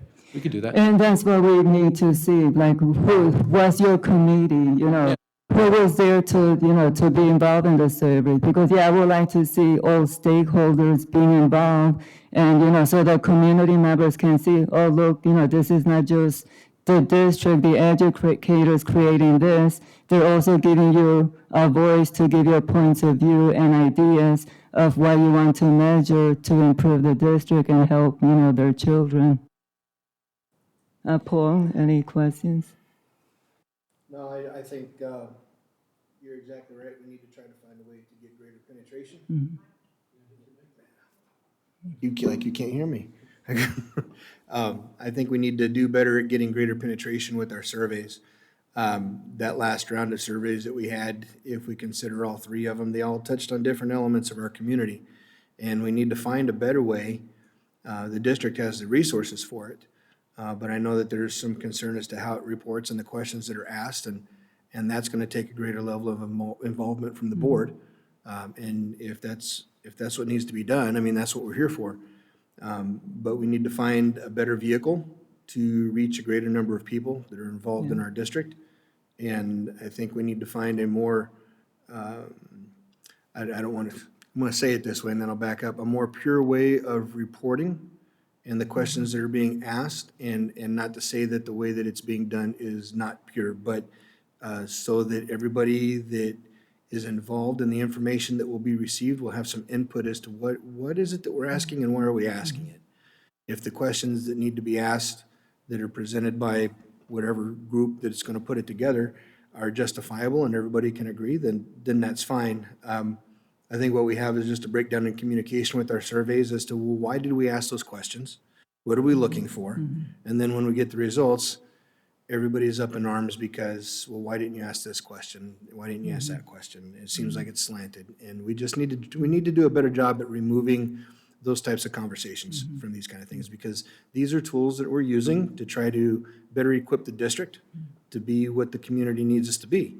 And if we keep second guessing what everybody's doing, then we're just muddying up the water. So we just need to do better at communicating amongst the organization here as to what questions are we asking and how are we going to execute it, so that we get the information, not how we're looking for it, but what we're looking for, you know. Yeah, and for transparency's sake, this is what I'm saying, if we involve different stakeholders, business, and parents and educators, to be part in the creation of the survey, in the questioning with the supervision, of course, district superintendent and the research person. Also, I want to make sure that I'm not saying that parents cannot do surveys anymore. Parents can continue serving the group, because one thing I have noticed, even in previous district, there is an alignment to the whole district-wide survey when everyone is included. And when the parents survey their own group, I'm like, yeah, that's an alignment with the survey. And DVA, if they're going to continue serving their group, you will see the alignment, with the district survey. Any other questions? So it would be kind of, we would maybe announce that we're putting together a survey on X topic, and then we, submit questions. Is that kind of what you're thinking? To have people Well, submit questions in Dr. and be able to Finch. format those and then. Yep, that would work. That's basically how it's done today. And so, yeah, if let's say it was about an education topic, you would form this committee or whatever you want to call it, and we add these different groups and say, hey, submit your things, and then we put the committee together and we go through, well, that's a bad question. That's slanted or whatever. That one's a good question. Let's keep that one. And then you form your survey and then you send it out. So, yep. One thing about surveys in general, from a statistical perspective, they aren't very valuable unless there is longitudinal data. Over time, trends is what actually helps you make decisions. And so that's why we like to use basically the same surveys over and over, or very similar, so we can compare year to year. That makes them way more valuable to you and to any kind of system this large. Because if you govern by survey, you are asking for failure. So what you're looking for is trends over time is your most valuable data that you can have collected at any time. Well, like I said, just what Paul said, we just need to improve it. And to me, having different stakeholders being part in the process of creating the survey builds the transparency and also trust. I agree. Okay. Jenny? Yes. That's cool when we're going to do just regular surveys, little surveys throughout. I think our primary surveys, our parent survey, our teacher, our employee survey, I just really think we should take them back to an agency and have them done professionally. Because we still hear nonstop that the people who trust in or are happy or trust what's going on or are of one side or what have you, they will answer. Because they don't care if they're identified, they're in the in team. And a lot of times you hear other teachers, and that's the biggest complaint I always get is, I'm not going to take the survey, I don't because I know it's going to either be used for retaliation or it's going to be used for, and that's been a discussion that's gone for years. So the two main surveys, I really would like for the board to consider outsourcing those. We get aggregated data just like statute says we should. It's in statute that we should do it that way. There is a company that does educational surveys and them in the past, Hanover Horton, nationally recognized. They do it, but they aren't cheap. They aren't cheap. Because obviously you have to have statistic validity in your surveys. You can't just have random surveys and expect value for them. So there are companies that do that. I know one. That's the only one that I know that works really exclusively with educational institutions. We can do some more digging and give you some options, but they aren't cheap. Well, I think they have to bid it. I think they would have to either bid it or they would have to be part of a cooperative. And I wouldn't say do it for all surveys because, yeah, that does get expensive and we do have crew for majority of these smaller surveys. I'm just talking for the two primary surveys that are done annually. Well, I think we need to look the resources that we have right now. Can we get stakeholders involved? Not just educators. Also, as a board member, yes, I'm very much into looking at survey data, but depending on the topic, there may be a time where that topic from the survey may go to a study session. Let's see what the public have to say when there's, where do they stand? Because even with a study session, you can see the majority. Oh, wow, the majority does align even with the survey, like they're all saying the same thing. So that's what I'm looking for, aligning with the study session, alignment, if the parents do their own survey, then in alignment, DVA, their survey, that all the teachers, not just members, is in alignment with the district survey. But when we include all stakeholders in the district survey, you will be able to see that because I see in previous district I work. Okay. Any other questions? What time is it? 2. Oh, it's 2 o'clock. Okay. Okay, thank you for taking your time to be here. So this was my first board retreat, so this was really great to experience. I hope everyone else sees it the same way that we're able to have this discussion. Can I get a motion to adjourn? All those in favor say aye. Aye. So 1, 2, 3, 4. 4 ayes. Okay.